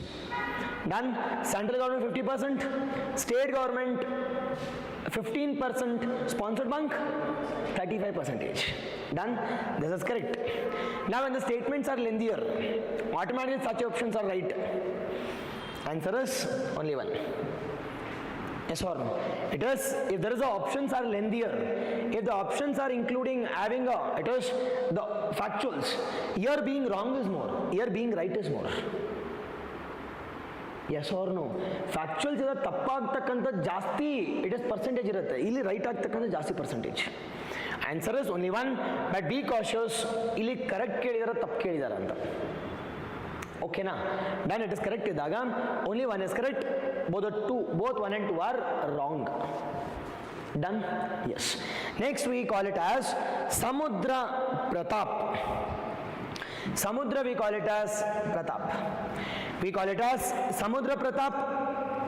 Samudra Praap. Done? Now what is this Samudra Praap? Highly important one. Samudra Praap has been developed by, we call it as, it is Coastal Shipyard Limited. Now why this was in news? Why this was in news? Recently they have inaugurated the first of the 2 ships. Now the first of the 2 ships developed by, we call it as, developed by, it is Goa Shipyard Limited. Goa Shipyard Limited. Now the shipyards comes under which ministry? Normally shipyards. It is no, defense. Be cautious. Shipyards, though it is present in it is coastal regions, it comes under defense ministry. Cochin Shipyard, it's in Kerala. Goa Shipyard, it's in Goa. It is Mazagon Dock Limited, it's in Mumbai. It is Garden Shipyard Limited, Kolkata. Yes or no? Kandla Shipyard, it's in Gujarat. Though it is present in coast, it is coming under Ministry of Defense. Now recently Hindustan Shipyard Limited, it's in Vizag, has been given a Miniratna status. Comes under Ministry of Defense. Majorly for safety and security. Recently government has established, we call it as Bureau of Port Security. I hope you are aware. Now to integrate all the organizations. Now with respect to enhancing security in the coast. Now we had a number of organizations. We had, it is Coast Guard, we had State Police, ಇವರೆಲ್ಲ ಇದ್ರಲ್ವಾ. ನಾವು ಅವ್ರು ಯಾರ ಕೆಲಸ ಯಾರ್ಯಾರು ಮಾಡ್ತಿರೋ ಗೊತ್ತಿಲ್ಲ, but ಇವೆಲ್ಲ ಸವಸ ಬೇಡ ಅಂತ we have established a unified organization, and that unified organization we call it as Bureau of Port Security. This year pakka question, Bureau of Ports Security. This was the news. Let's see if I'm able to complete it today itself. I'll complete. If not, I'll carry it to the next week, and I'll discuss that also. Pakka question, Bureau of Ports Security, highly important question. This year must be a question on that also. It is by Goa Shipyard Limited. Now what is the objective or the salient features? Now what's the objective, or we call it as the salient features? Now salient features here is, now this has been established to go for, it is pollution. This has been established, or this has been developed to go for, it is calculating pollution in the coastal regions. Calculate pollution, automatic pollution, and this has been completely designed by India, and that we call it as indigenous ship. We call it as indigenous, and this is the largest, we call it as the ship also. The ship developed by, we call it as Goa Shipyard Limited. The ship developed by, we call it as the Shipyard Limited. Exactly. On an exactly yes. You should be aware, Ministry of Defense. Now, the Samudra Pratap's major objective here is now to go for evaluating the pollution with respect to coast. ನಮ್ಮ major ಆಗಿ ನಮ್ಮ coastal regions ಅಲ್ಲಿ ನಮ್ಮ pollution ಜಾಸ್ತಿ ಇದೆ. Oil spill ಮೂಲಕ ಆಗಿರ್ಬೋದು, dumping of pollutions ಆಗಿರ್ಬೋದು, ಇವೆಲ್ಲದರಿಂದ ತುಂಬ ಅತಿ ಹೆಚ್ಚು ಪೊಲ್ಯೂಷನ್ ಆಗ್ತಿದ್ದಾವೆ. ಅದನ್ನ ಕ್ಯಾಲ್ಕುಲೇಟ್ ಮಾಡೋದಕ್ಕೋಸ್ಕರ ನಮ್ಮ ಒಂದು ಶಿಪ್ ಅನ್ನು ಡೆವಲಪ್ ಮಾಡಿದ್ವಿ, ಅದನ್ನು ಸಮುದ್ರ ಪ್ರತಾಪ್ ಅಂತ ಕರಿತೀವಿ. ಅದನ್ನ ಡೆವಲಪ್ ಮಾಡ್ತಕ್ಕಂಥ ನಮ್ಮ ಇಂಡಿಯಾದಲ್ಲೇ completely develop by India, and ಅದಕ್ಕೋಸ್ಕರ ಇಂಡಿಜಿನಸ್ ಪ್ರಾಜೆಕ್ಟ್ ಅಂದ್ರೆ ಆತ್ಮನಿರ್ಭರ್ ಪ್ರಾಜೆಕ್ಟ್ ಅಂತ ಕರಿತೀವಿ. And this also considered to be the largest ship which has been build by Goa Shipyard Limited. Goa Shipyard Limited, the largest ship which has been developed by, it is the Goa Shipyard Limited, and this we call it as call it as the Samudra Praap. Samudra Praap, Indian Coast Guards Index first pollution control vessel. Pollution control vessel identify madutte, it will identify also, it will evaluate also, analyze also, it will control also, and it will provide a report also. A to Z related to pollution is being done by this Samudra Praap. Samudra Praap. Yes, done.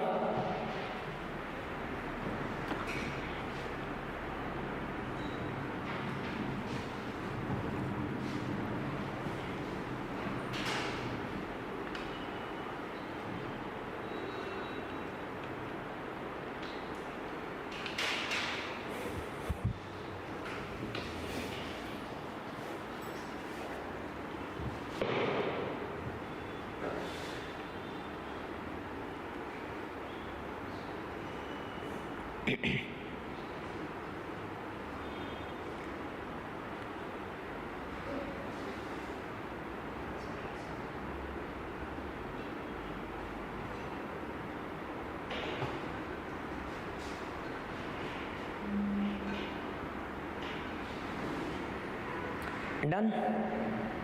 Okay, what done for this? Okay. Now it is the Samudra Praap is the first indigenously designed and built the pollution control commission into, we call it as Indian Coast Guards for Marine Environment Protection, correct? Second one, it is the largest vessel also in the ICG, Indian Coast Guard fleet, equipped with the dynamic position capabilities, all the things, and built by Garden Research Shipyard Limited. Is it built by Garden Shipyard Research of Kolkata? Or is it being done by, we call it as, or is it being done by Goa? It is done by Goa. It is being built by, we call it as Goa, not by, we call it as Garden Shipyard Limited, Kolkata. Not by Garden Shipyard, Kolkata. Now they are asking which is incorrect. Yavadu tappagide anta. Yavadu tappagide antandre it is 2 only. Yes, done. This is about the second major important one. Second major important one. Now the most important one of the week, and that we call it as the Bluebird Block 2 initiative or the Block 2 satellites. Now first understand, now you should understand first. Now first one, now this rocket belongs to whom? This rocket belongs to India. Understand carefully, this rocket belongs to India. And which is that rocket? We call it as LVM Mark III. LVM Mark III, or it is also called as GSLV Mark III. It is initially called as GSLV Mark III. It is generation 3. Now this is considered to be the 6th mission of LVM Mark III. And the other reason it is normally called as LVM Mark III, it is the M6. It is called as, it is depicted in a manner called as LVM Mark III, it is mission 6. Never get confused. This is, we call it as edition, and this is, we call it as missions. Mission 6. Now that is India's mission. And the second one, now rocket is ours. And the second one, now payload belongs to which country? His payload belongs to India? No. Payload means satellite. Payload means satellite. Yenna carry martide anta. Now carry martirtakkantad yaradappa satellite antandre it is USA ordu. Yes or no? My simple question is why? Why USA's satellite is being carried by our own the rocket? Because ದುಡ್ಡು ಕೊಡ್ತಾರೆ launch ಮಾಡ್ತಿದ್ದೇವೆ ಅಷ್ಟೇ. Yes or no? Hope you getting it. ನಾವು ದುಡ್ಡು ಕೊಟ್ಟರೆ ಸಾಕು ನನಗೆ ಯಾವ ಕಂಟ್ರಿ ಬೇಕೋ ಲಾಂಚ್ ಮಾಡ್ತೀನಿ ನಾನು. Now ಅದಕ್ಕೋಸ್ಕರ I have created 2 arms. Majorly we call it as Antriksh and NSIL. Now their work itself is acting as marketing department. Market ಮಾಡ್ಕೊಳ್ಳಿ ಚೀಪರಾಗಿ ನಾವು ಲಾಂಚ್ ಮಾಡ್ಕೊಡ್ತೀವಿ ಅಂತ. ಬೇರೆಯವ್ರಿಗಿಂತ ಕಡಿಮೆ ಲಾಂಚ್ ಮಾಡಿಕೊಡ್ತೀವಿ. ಕಡಿಮೆದಲ್ಲಿ ಲಾಂಚ್ ಮಾಡೋದಕ್ಕೆ we have 2 important arms of India, and that arms we call it as Antriksh. That arm we call it as Antriksh, and second one we call it as New Space India Limited. Antriksh, and we call it as New Space India Limited. Yes or no? On an exactly yes. It has LVM Mark 3, it's also called as Bahubali. Yes sir, it's also called as Bahubali. It's a rocket, it's not a payload. Now payload ಯಾರ್ದಾದ್ರೂ ಆಗಿರ್ಬೋದು, ನಿಮ್ಮನ್ನು launch ಮಾಡ್ಬೋದು. ನಿಮ್ಮನ್ನು launch ಮಾಡಿ Gaganyaan. Yes or no? Payload can be humans also. It has payload can be satellite also. Yes or no? But here the payload, this Bluebird, the satellite belongs to, we call it as USS. USS? Sir, what type of satellite is that? Now what type of satellite appa antandre? It is, we call it as communication satellite. Normally I have said that communication satellite will be normally launching it to what? It is, we call it as EO.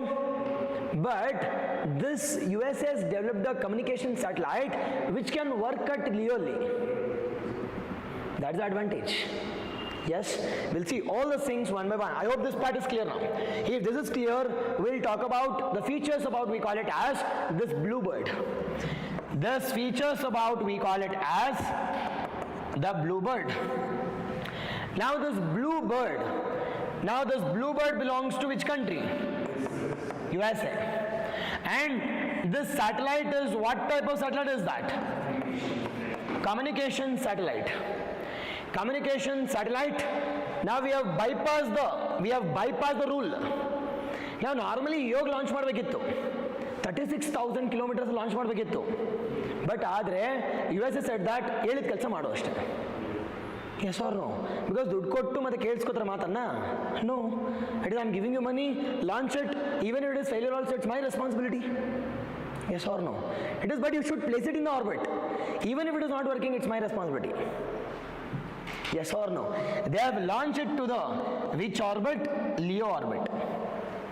They have launched it to an orbit called as LEO orbit. What is LEO here? Low Earth orbit. It has been launched to an orbit called as low Earth orbit. Low Earth orbit. Now sir, all these things are fine, sir. All these things are fine. Now, if it is communication satellite,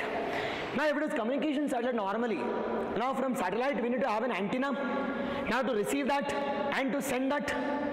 But this Bluebird satellite does not require any does not require any antenna or receivers.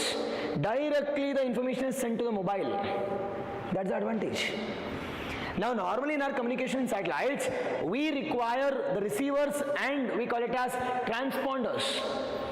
We require receivers and transponders. But in this Bluebird, we call it as mission. It does not require any antennas or transponders.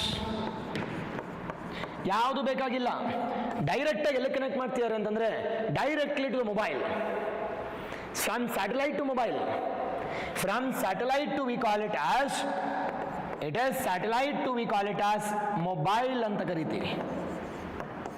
Satellite to we call it as mobile. Directly from satellite to we call it as mobile ಅಂತ ಕರಿತೀವಿ. ಓಕೆನಾ? Done. Sir ಇದ್ರದ್ದು ಎಷ್ಟು ತೂಕ ಇದೆಯಪ್ಪ ಅಂತಂದ್ರೆ 6100 kg ಇದೆ. 6,100 kgs. And this has become created in history by ISRO. This has created in history by launching it is largest satellite. It is LEO. Largest satellite which has been launched by ISRO to which orbit? To LEO, the largest one. Now last time ನೋಡಿದಾಗ it was 4,400 ಅಷ್ಟೇ. Rukmani. Replacing Rukmani satellite, it was GSAT, we call it as the 7R, 4,400 kg ಅಷ್ಟೇ. But now 6,100 to LEO. Yes or no, boss? And normally we'll be launching or we'll be using LVM Mark 3. ಯಾವ orbit use ಮಾಡ್ತೀವಿ? Normally LVM will be using it for ಎಲ್ಲ orbit use ಮಾಡ್ಬೋದು.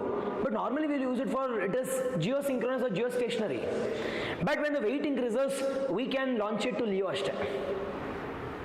Yes or no? When the weight is more, can I use PSLV? Can I use SSLV? No. PSLV maximum weight is 1850. Maximum weight is 1850. SSLV maximum weight is 500 kg. Small shuttle launch vehicle. PSLV polar shuttle launch vehicle maximum weight is 1750. Maximum bidoitu. But if the weight is 6100, now which is the maximum largest satellite I have? It is Bahubali. And other reason we have used, we call it as GSLV. Major to launch it to we call it as LEO. Be cautious. LEO communication satellite. It is USA's communication satellites directly providing it to the mobiles. Internet calls, video calling, messaging, everything we can provide. If it is communication, interaction purpose, I can do whatever interaction I want. Legal as well as illegal also. Done? Okay. Solve this.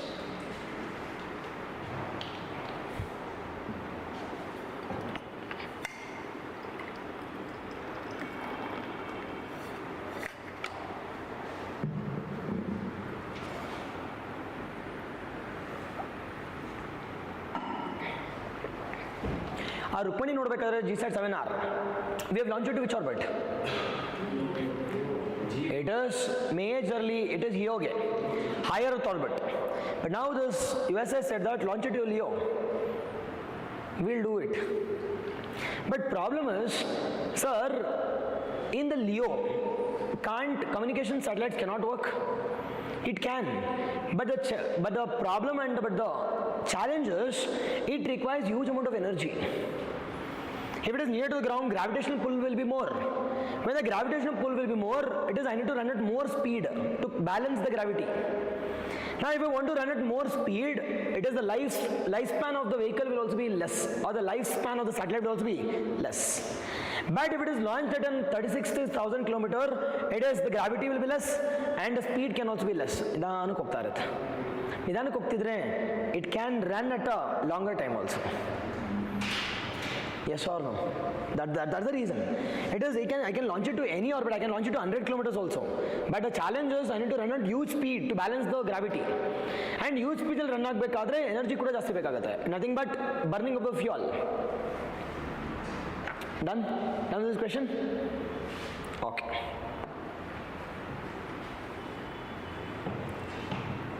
Yes, online, exactly, perfect. See, even science and tech is also very easier, but you need to learn it in your layman words. But illa andre tale buda artha agala. Yes or no? Yes. You would have learned about space, but nodi it is PSLV, GSLV, eshtu confusion ide nimge innu anta. When you know the basics in a simpler manner, automatically it becomes easier. Okay. Coming back to this question, Bluebird 2 rocket is the 6th operational flight of, we call it as, is it 6th or what? Yes. 6th, the mission or the 6th operational flight of ISRO's LVM Mark 3, undertaken as a dedicated commercial mission too. It's a commercial, dudugoskara free ag martilla. Hope you're getting it. Adukoskara we have two arms, Antriksh and NSIL, New Space India Limited. Dude kodu launch martini. To place in communication satellite of ASAT Space Mobile USA. Yes. Everything is correct. Second one, Bluebird 2 rocket is a medium weighted geostationary. Is it medium weighted or it is heavy weighted? Heavy weighted. The satellite designed to provide direct 4G and 5G connectivity to, we call it as standard the smartphones, without, we call it a special handset or ground towers. Now yes, it can provide, but it's a heavy weighted one, 6,100 kgs. Now assertion is false and, assertion is true and we call it reasoning is false. Answer is C. Done? This is all with respect to our this week's of current affairs. Done? I hope you guys enjoyed the class. Done online? I hope you guys enjoyed. Now if it is yes, just give a like before leaving. Done. Yes. Thank you. See you all next week. Done. Now next week I will talk about the most important one. It is Nene News Salittu, that is Bureau of Ports. Highly important one, that I will continue to the next week. Yes, highly important. This year there will be question on that. Online, thank you very much. Yes. Thank you. Online, thank you. Ira, thank you. Rakesh, thank you. Sanjana, thank you very much. Yes. I hope you guys enjoyed the class.